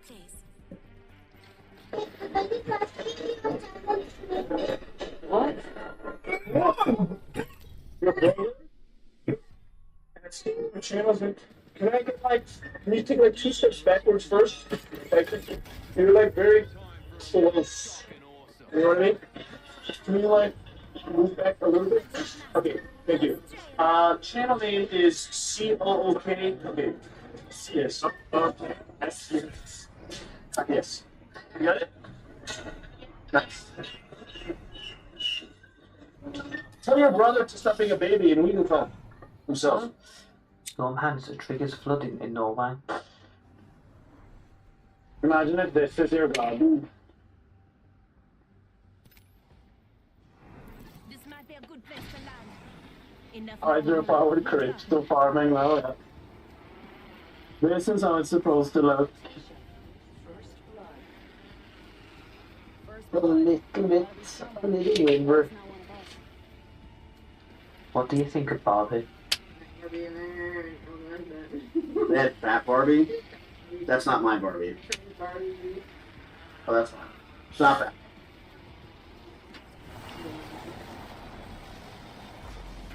Disgusting. It's very political. Disgusting. Yeah, I honestly I didn't watch Barbie because Dave wanted to watch Barbie on the same day, and I told him, Dave, I'm not watching 6 hours of movies, and he was getting mad at me, so I was not going to do that. Queen 69 figuring out character perceptions in BG3. And he was like, come meet me and have a feast. Have a feast, my brother. Because he doesn't know that I know that he's one of the chosen. But I know. Although he must know. No, he knows that I'm the guy, but he thinks I don't know. But then again... XQC talks about squeaks in an offline chat. Switch XQC is talking about you in his offline chat.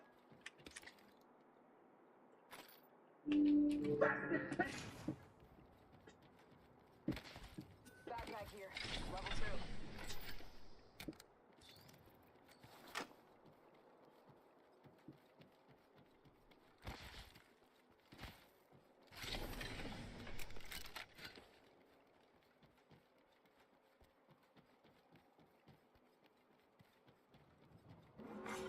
Warning. Ring movement in progress. Listen up, fellas. The ring's moving and we're on the wrong side of it.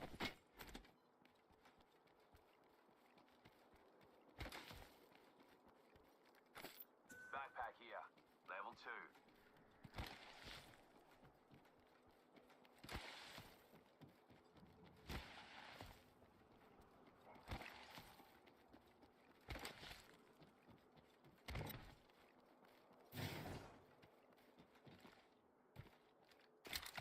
Care package being delivered.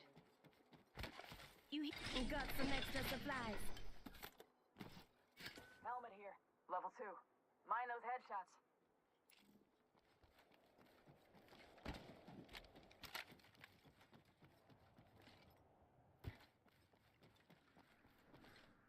Evo shield here. Level 2. I need it.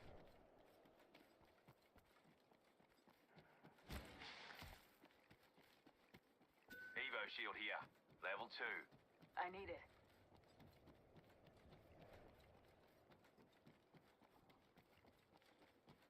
Thanks. No worries, mate. Light ammo here. Optics here. Mid-range.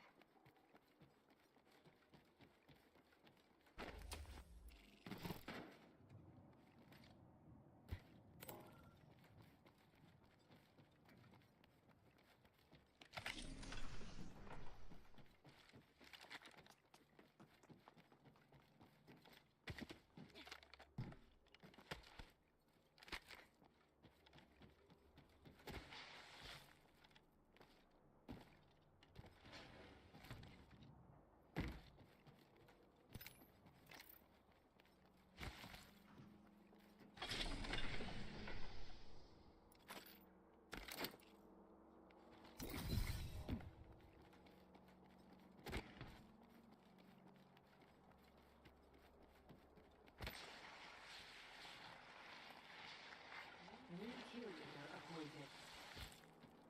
New kill leader. If they're getting cocky, they're getting sloppy.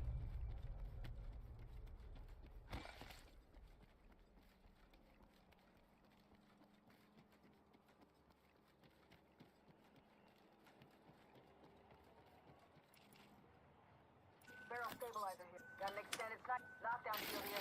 Level 3. What do we think? Is this a champion? I said, is this a champion? Where's the challenger when you need him?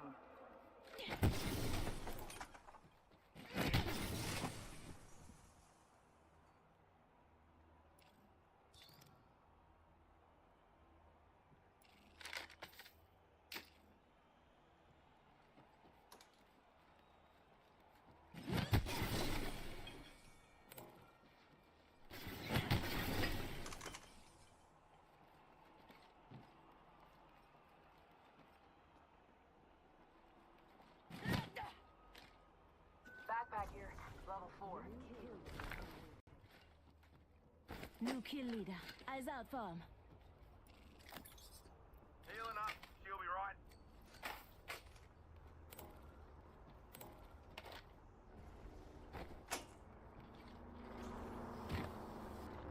Off the squad's left. Someone's ready to throw the first punch. Will it be their last? We need a challenger, folks.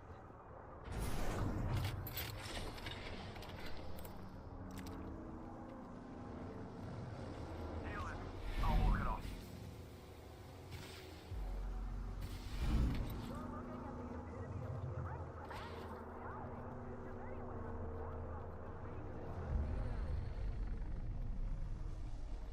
Healing up. She'll be right. Round 2. Beginning ring countdown. Next ring's far. You lot aren't getting tired, are you? Healing up. She'll be right. Let's explore that way.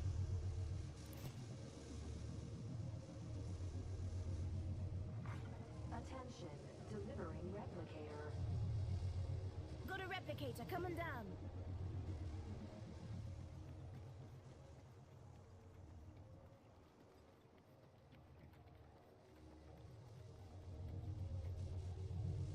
Healing. I'll walk it off.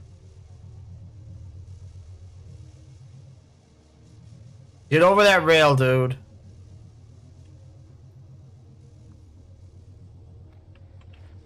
Deploying health drone.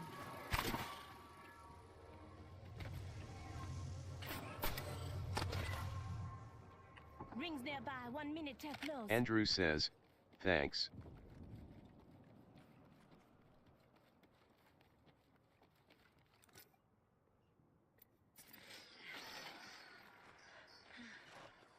Ring's close and closing in 45. It's moving time. We're landing now.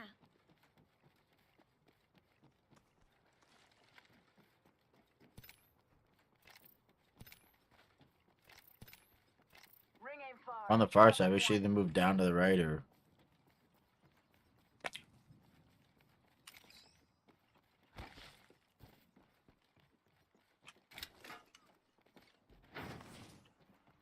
Helmet here. Level 2. Mind those headshots. 10 seconds. The ring's just Standard ahead. stock here. Level 3.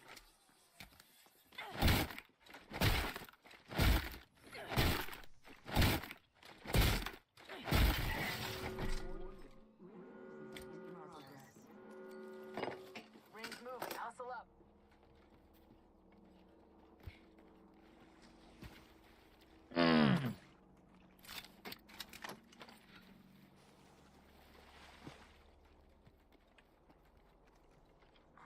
Care package being delivered. Listen up. I'm calling a lifeline package in. Check it out. Care package coming in.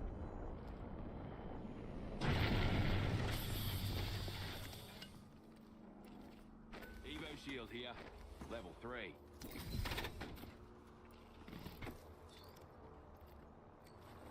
Extended heather mag here. Level 3. Anyone want this? I'll come. I'll give it to you. Let's go out. I'll get it. I got it. I got an extra bag, an extra spot. So I'll drop it over here.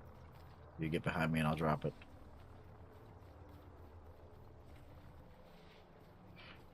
Here you go. You ready, buddy? Here. Hostile right here. Cheers very much. Come on in.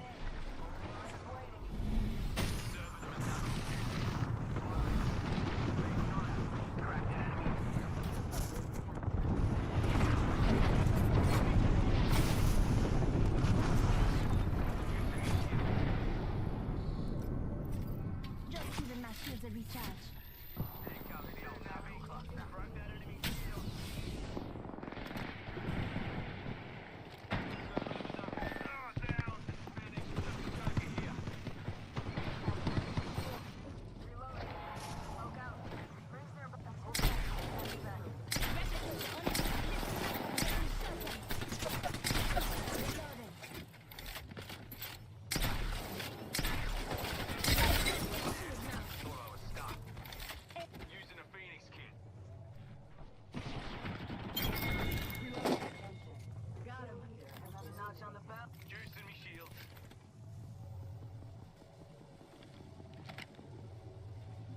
30 seconds. Healing. Give me a sec. Just giving my shields a recharge.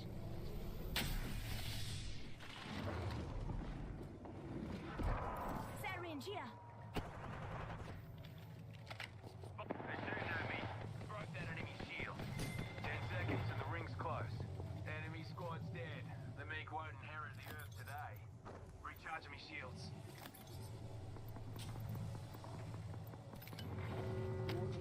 In progress. Rings moving. Go that way. Got us a care package coming in.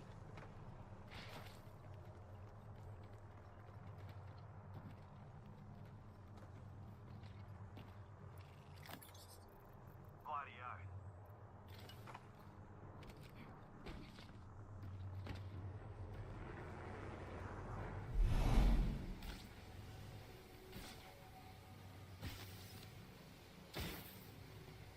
Healing. Give me a sec. Come on, mister. Say hello.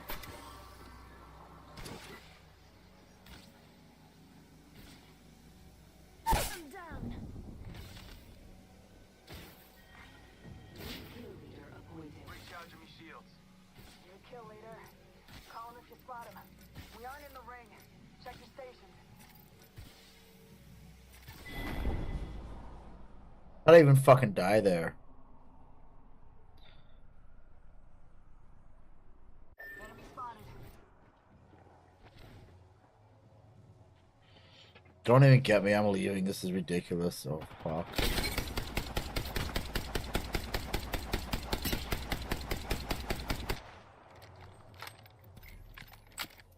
Fucking blew it.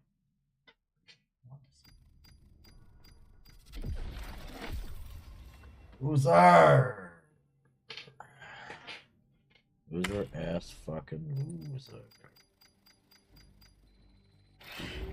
Loser ass fucking loser. What are you doing now? Loser.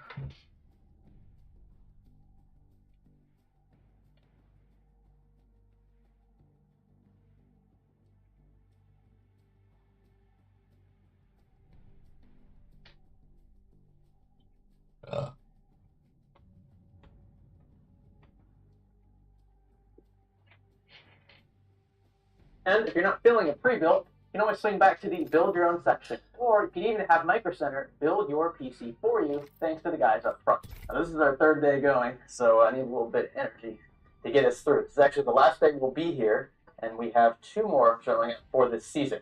I don't even remember what the systems look like, because we had these folks apply a few weeks ago, so it's going to be new to me, just like it'll be new for you guys. Are you ready? Stay with us.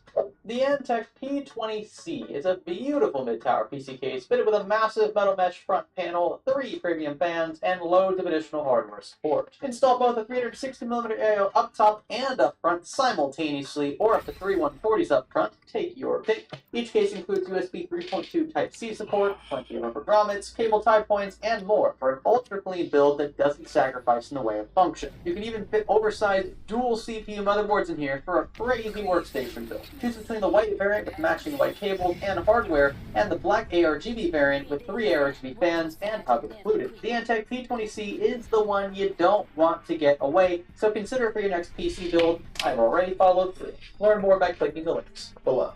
Alright, so let's get to it, and look who just walked in. Mr. Alejandro, how you doing, my friend? Doing good. So we have a fairly old rig here. Could you tell me just a bit about it? So it's a Ryzen 5 2600X.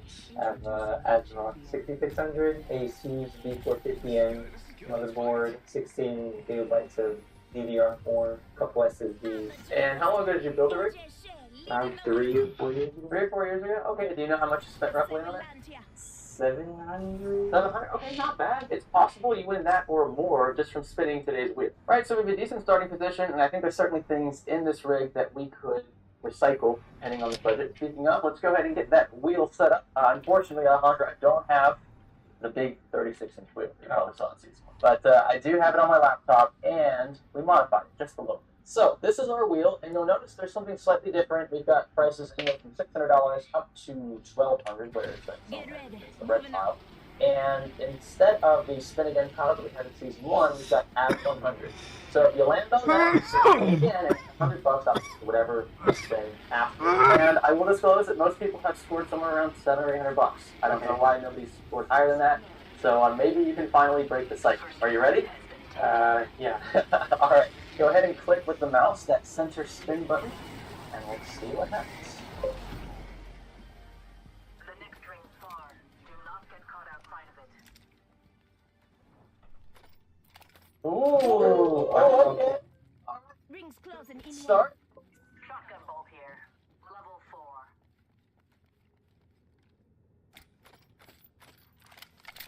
4. Wow. Ooh, nice. My friend, $1,000. Finally, someone breaks the $800 barrier, Josh. See, we didn't rig it. I told you guys. So let's get to parts hunting, shall we? I think the CPU probably, because it's pretty old, and then probably graphics. There we go. There we go. You got it out of it. Both of those things are totally doable with $1,000. You got plenty of space, plenty of we got the 12700K one there, $349 for a CPU, motherboard, and RAM. So you will switch over to the new DDR5 memory. Same goes for the 13700K. You get a one generation better motherboard with this bundle though, and you get two 16 gig sticks here. Whereas with the 12700K one, you only get one stick. Okay. So that guy really good at $549. The 7700X bundle is really good as well. Same amount of RAM comes with it, and similarly quality motherboard as well. Do you have a preference for Intel or AMD? What are you currently on again? Oh, you have an AMD CPU. Does the bundle entice you? Do you want to like upgrade to the latest and greatest, or do you want to keep it kind of chill and dump more money into the graphics card? I mean, that's the age-old question. There's a lot of possibilities here, a lot of angles to take. Could maybe balance everything out and have a platform and a GPU. Ooh, and even looking at the 5600 for $120, pair that with a $100 motherboard, maybe an open box one here on this shelf, and you could have upwards of what, $720 for a nicer graphics card and a power supply. $600 on a graphics card after the power supply is taken into account. It's like what, 4070, somewhere around there. So it's a matter of, you want to scale back CPU performance a bit for a better graphics card, or do you want a better platform, better CPU performance for a slightly weaker graphics card? Again, another age-old question. I have a feeling we're not making this any easier for you. No. That's it. Welcome to Micro Center. That's what it'll do. Would it be possible to not get a motherboard and save some money? What do you have currently? The B450M. B450M? Oh, I didn't realize that. Yeah, actually, so you could just upgrade BIOS. And then, do you guys have a service to upgrade motherboard BIOSes before customers put it in? So our service department does that for us. So you can take any build that you have, you can take up to the knowledge bar up there in the front, and then they will do that for you. Super helpful guys. They're also a lot smarter than we are. Well, that's good to know. So you've got $120 CPU, we're using the motherboard, we're using the RAM. You've got a $599 graphics card that does have so is that accounting for the discount that he's getting on the... Yeah, so the 650 went down. Perfect, okay. And then the power supply is the RM850E for $130, so that puts us at $849. So really, you've got $150 more to spend. Could it maybe fit slightly better CPU and then... Yeah, sure. We can check. Hey, what you doing up there? Oh, cool. Oh, no, it's graphics card. Oh. Oh, is this the reference model? Oh, nice. There you go. These aren't too bad either. My favorite part of the store right here. 150, Very good. You cool it time. Shields right here. Yeah. Hey, somebody might have hidden that. Probably. And now look what you did, Alejandro. Look what you did. I'll carry this one. I got it. Got a nice stack there, my friend. Last chance here. Anything you want to change, swap out? You happy with that? Yeah. Yeah, I think I'm fine. No hesitations, none of that? No doubts? No. He says that with like not even amount of confidence I've ever. Hey, you right, credit card, right? No, you didn't bring his credit card. Hey, Isaiah, we might have a problem. He didn't bring his credit card. Oh! We'll get a copy of what Resident Evil 4 was this? It's a new card, so Resident Evil 4, not too bad. I'm good at the scaredy cat. So, first things first is prepping the current case. We'll be recycling that along with a few other components. And so Alejandro's reaching in there. unplugging a few things and replacing that power supply. And you said you already updated the BIOS of this motherboard to the latest stable, so that is perfect. It should be plug and play with that 5800X. It's hooked on the bottom. The bottom of that's it. Yeah, it's just like pull it. There you go. Oh, yeah, that's happened before. I think it's okay though. I hope it's okay. Working on the graphics card next, and for those who don't know, obviously since this is Alejandro's rig, he has a choice. If he wants to work on it himself, that is totally his right. So we always give them a choice when they come in. When's the last time you worked around PCs? Was it when you built this? Yep. So yeah, a few years ago. So yeah, it doesn't hurt to have a little bit of a refresher. The old BQ making its way out. There she is. I love that they put like the plastic there. Like, yeah, you would get a cooler if we wanted to give you one. All this extra. Not that you'd want to use something that small for that, but no, the Dark Rock 4 will do just fine with what you've got now. Very good. Like riding a bike, right, Alejandro? Yep. Also, just enough clearance from a height perspective in this case. Can you explain to us in great detail how annoyed you are at these wireframe flips? My patience is wearing very thin. I've played at some things down below, run these cables through their channels. We've got the fans wired in. We've got the cooler set up. We've got the power supply in, along with their cables, 2410. I can't see that on the top there. Last up is 6950 XT. That's a good looking car right there. Got it? So, just connecting power then, and we'll be ready to turn this thing on. Hopefully it works. I think it's gonna work. Oh, you're not gonna mix it yet. Which cable? Oh, it's that one. Yeah. Is that better? Yeah. And I think, Alejandro, we are ready to power on. This turned out really well. I really like a stealthy black build, and the upgrades, I think, complement the case nicely. The fact that we didn't need to upgrade the motherboard, you already planned ahead and upgraded the BIOS. That was super cool of you. Did you have a plan? You were going to be going with 5800X? Somebody you want to say like Zen 3 because you didn't want to have to swap platform. I mean, that's smart. It's you planned ahead with that BIOS upgrade too, so worked out. You definitely saved some money, and you could throw more of it into the graphics card in the 6950 XT. Like, holy cow, that's a big jump on the 6600. So, all right, I think we are ready now to power on for the first time again. Make sure that things post. So, crossing everything I got. Alejandro, go ahead and do the honors. Power at the rear. We've got power up front. Press it. Did you press it? One of you is doing this. I know one of you. I didn't touch that, okay? Every time that strip is off. Okay, it looks like it's on now. There's our post. And now since you upgraded your CPU, obviously, I'm going to probably better reinstall some drivers and things, but you stuck with AMD, and so you shouldn't notice any huge driver conflicts or performance loss. Typically, when you switch between AMD and Intel on the same boot device, you could have some issues, but here I think it'll be fine. Wow, one thing I immediately noticed, this rig is pretty darn quiet. The case fans are a bit loud. Of course, you can calibrate that in BIOS, but this CPU cooler is, of course, quiet. Not a big surprise there. So, what a way to end this episode of Gear Up. Really happy with the way it turned out. How do you think it looks? Amazing. Yeah? Yeah. What's your favorite part about it? The graphics card, that's what I was going to say too. Yeah, no, I'm actually think it's really cool. We've allocated a lot of your budget to that card, and if you're going to be gaming, I think that would pay dividends in the long run. So with that, I want to thank all of you for watching, and Alejandro, I appreciate you coming out, and hopefully it... Did you just try to like do like rock, paper, scissors? I'm like, bro, what? We'll see you in the next one.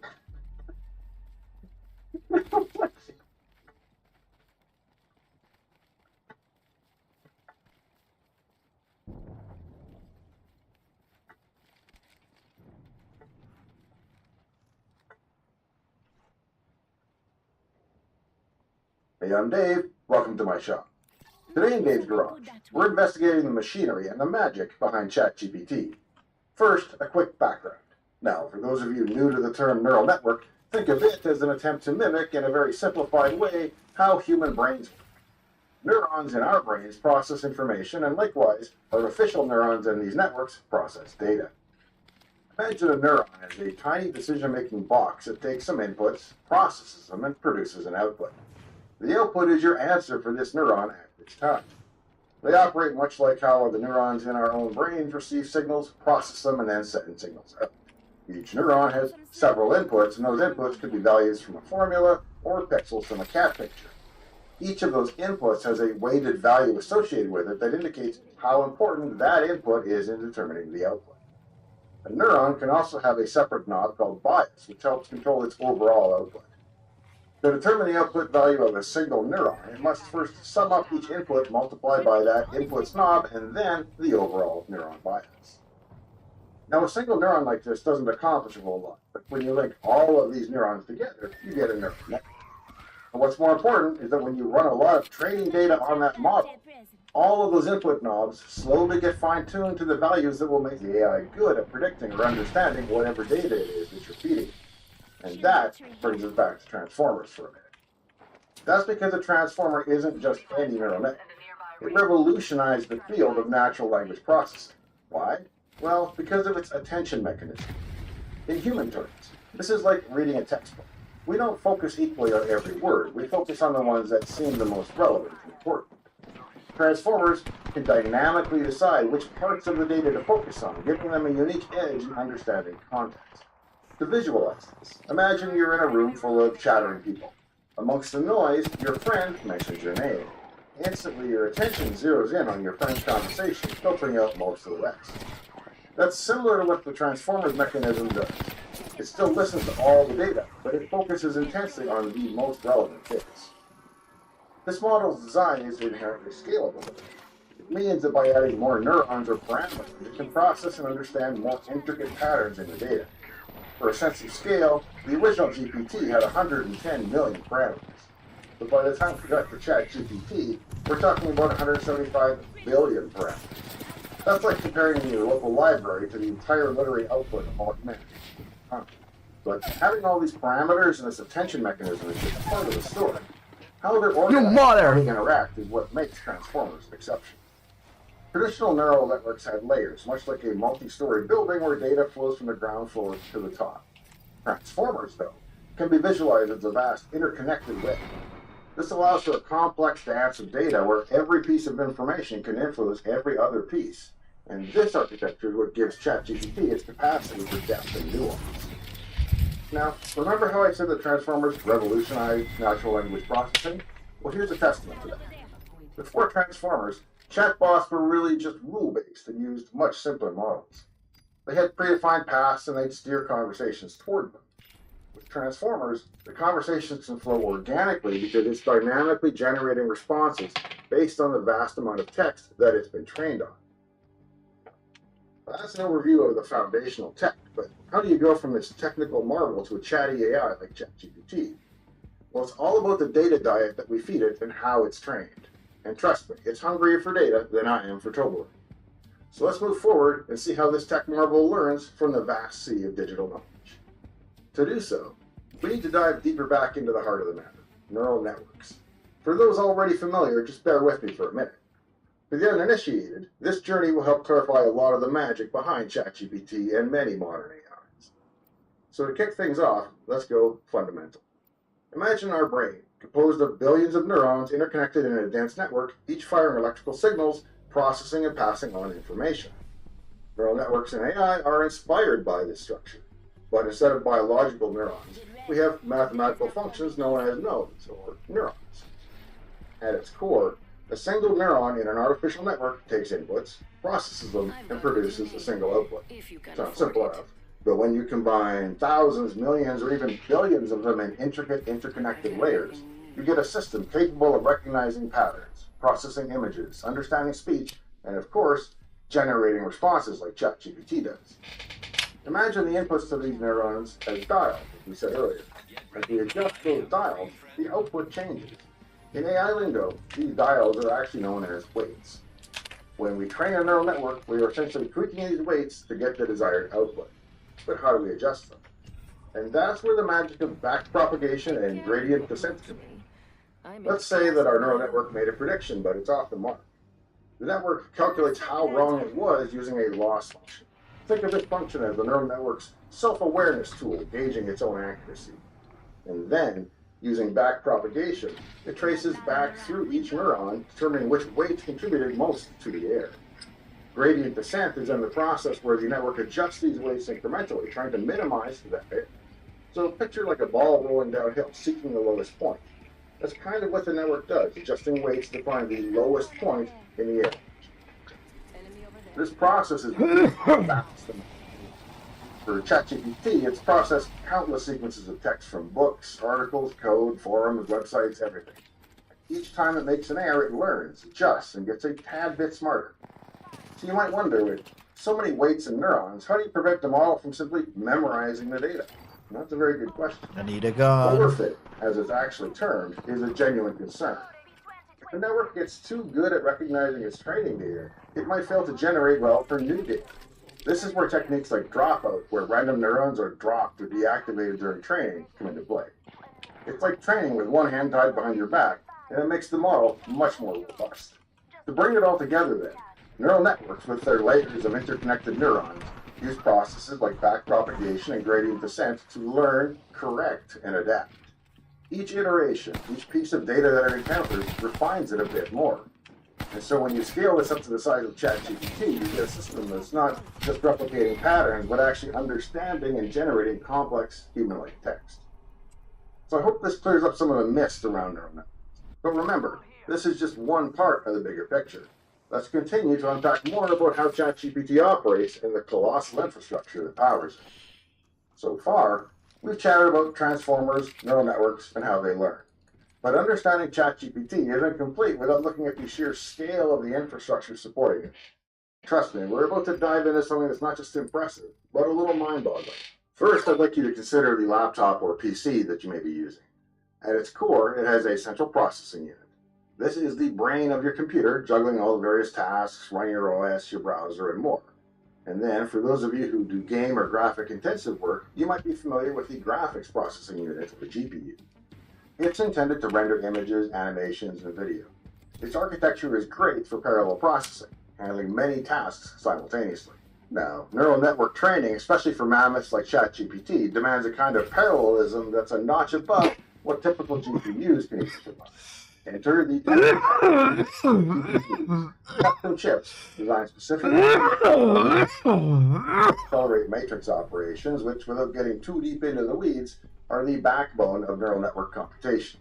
It's basically how all the weights are summed and added up and processed automatically, and the GPU is really good at doing that, and it can do a lot of them at the same time. So training ChatGPT isn't about using just one or two tensor units. It's about harnessing the power of entire farms of GPUs, thousands of them. Think of it as the difference between a single musician and a giant symphony.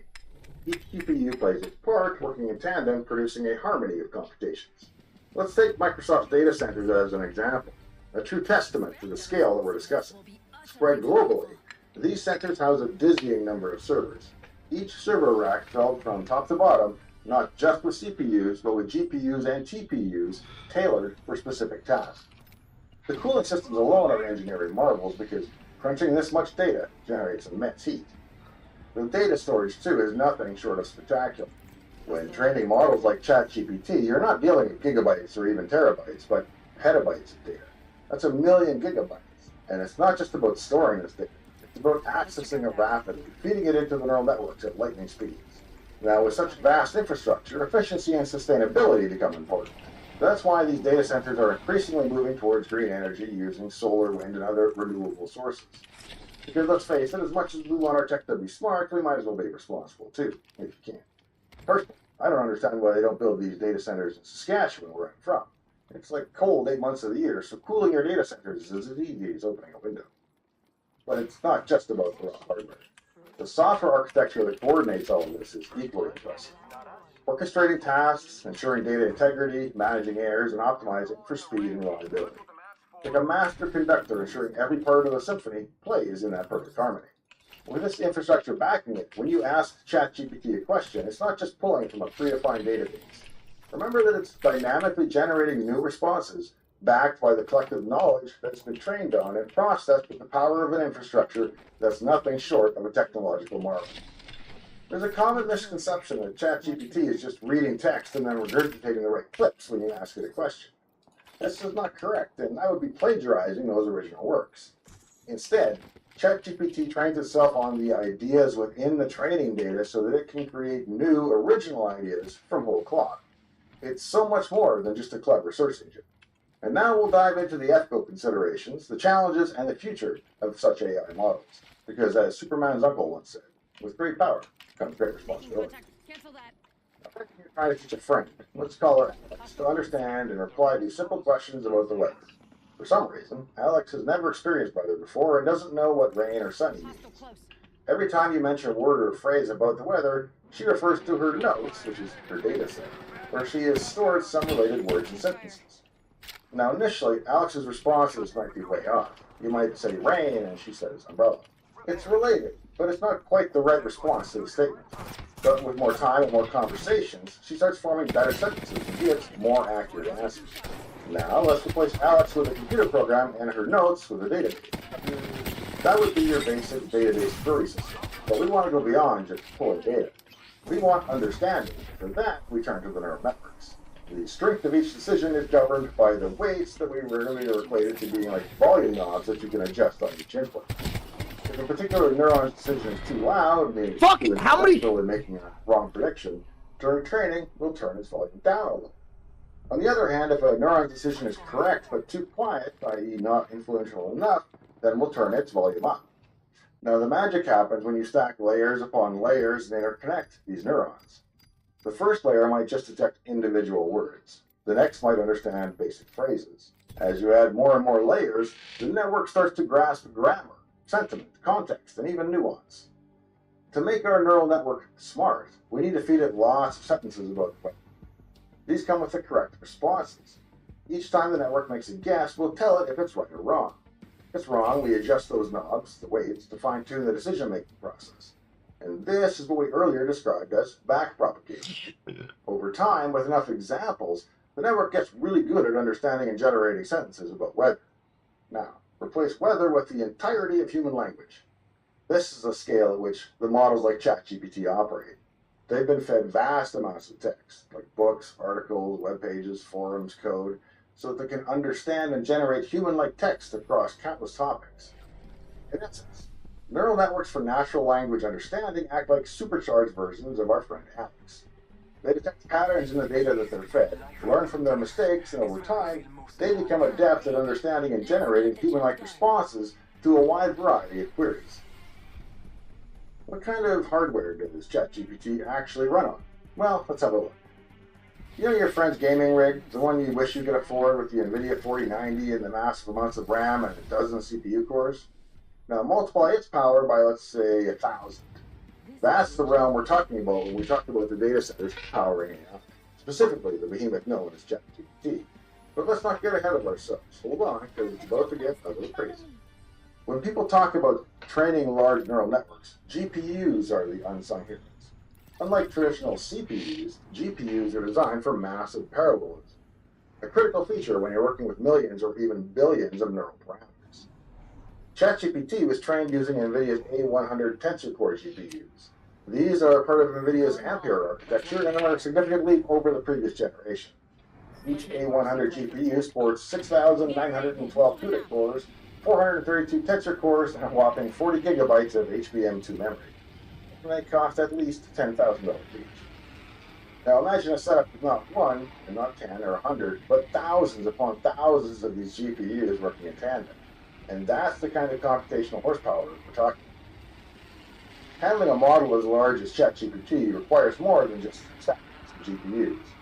We're talking about a distributed training setup where multiple GPUs across several machines share the computational load.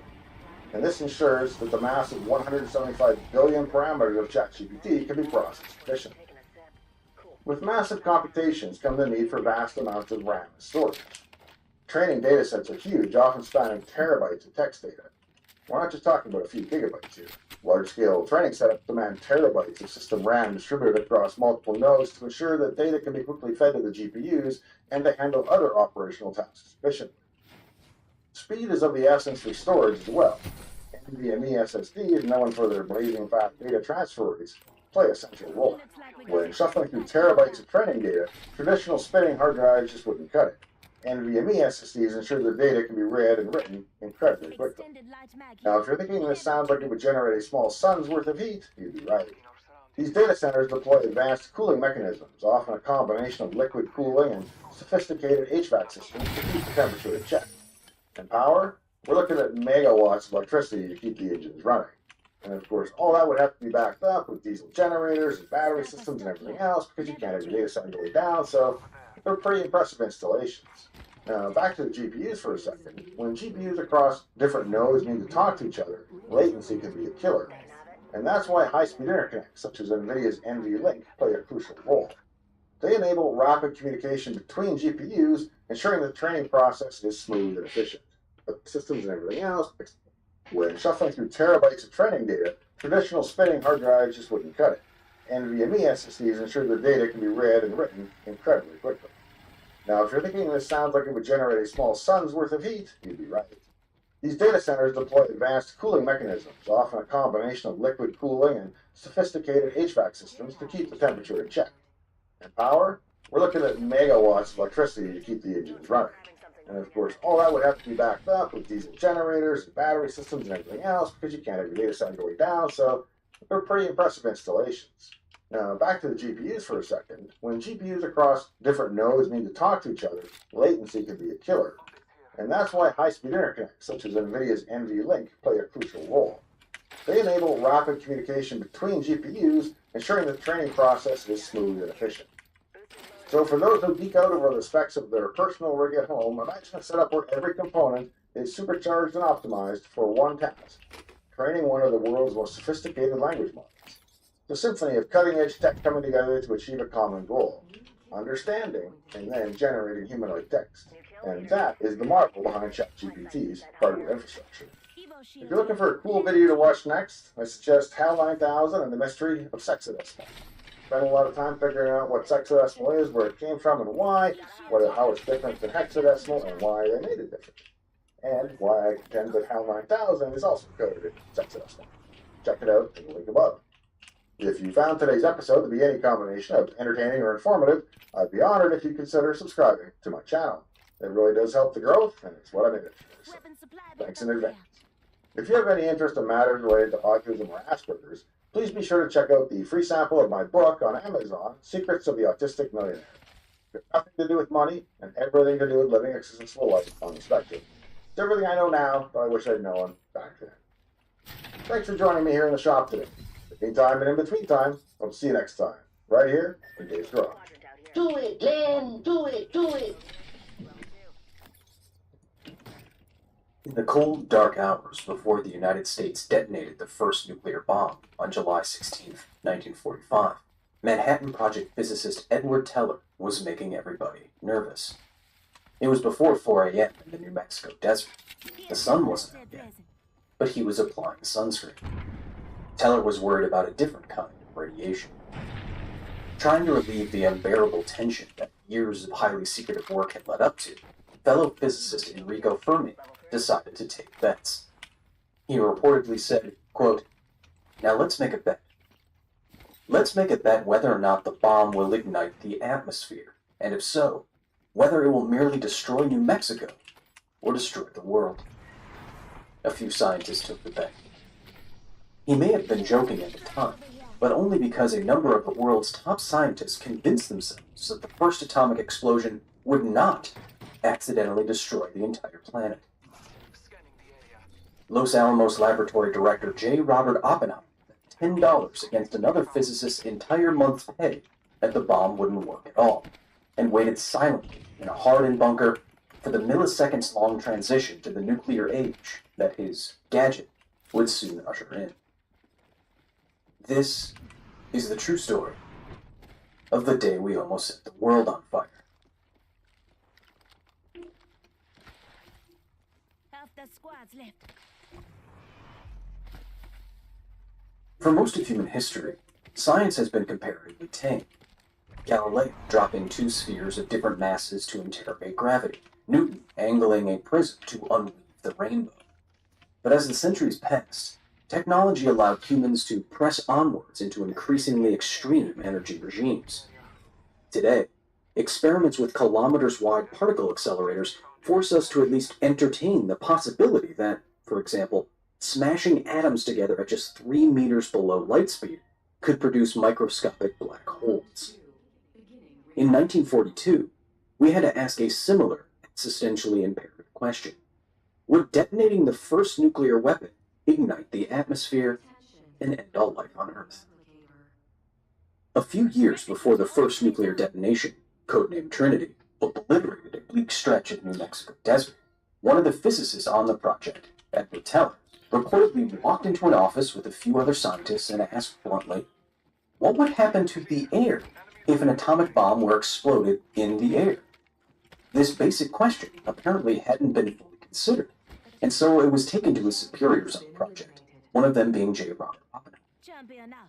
What they were worried about was the possibility of a nuclear explosion being so intense that a fission event would cause a fusion event, where atoms in the air fuse together, releasing many times more energy than if they were split, and this would start a runaway chain reaction that would spread promptly through all of Earth's air, emitting enough energy to vaporize everything.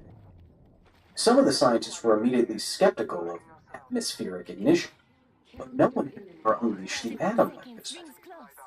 There's nitrogen in the air, Teller told Oppenheimer, and you can have a nuclear reaction in which 2 nitrogen nuclei collide, and in this process you set free a lot of energy.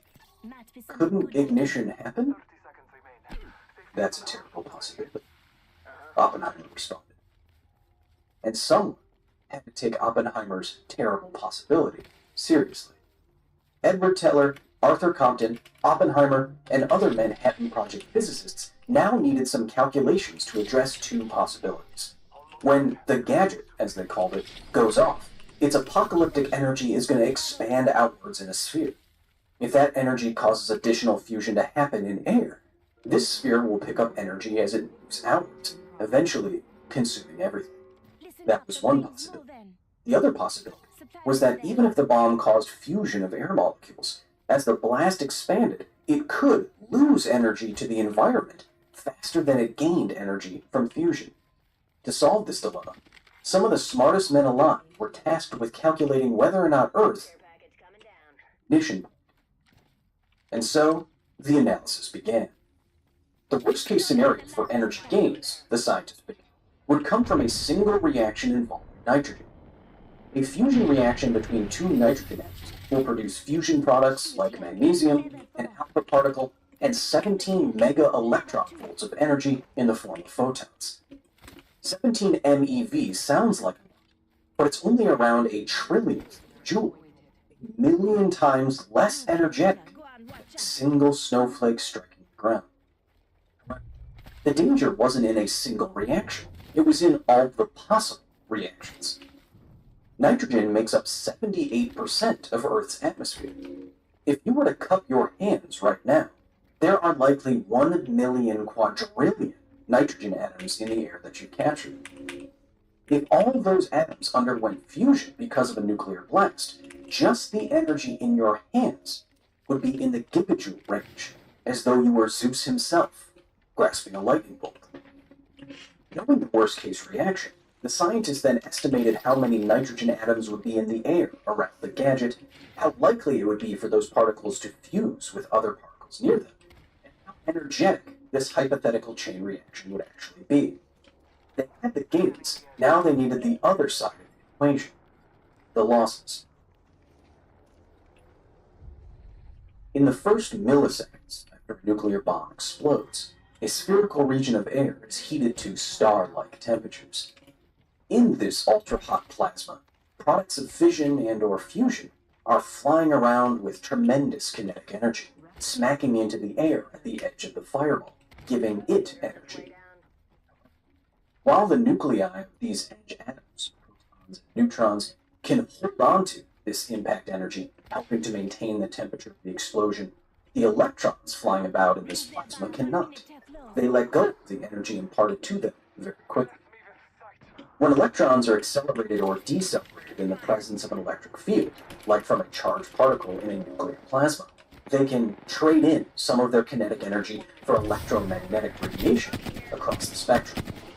This so-called breaking radiation was the main energy loss nuclear physicists considered when imagining the Earth basically engulfed by a star.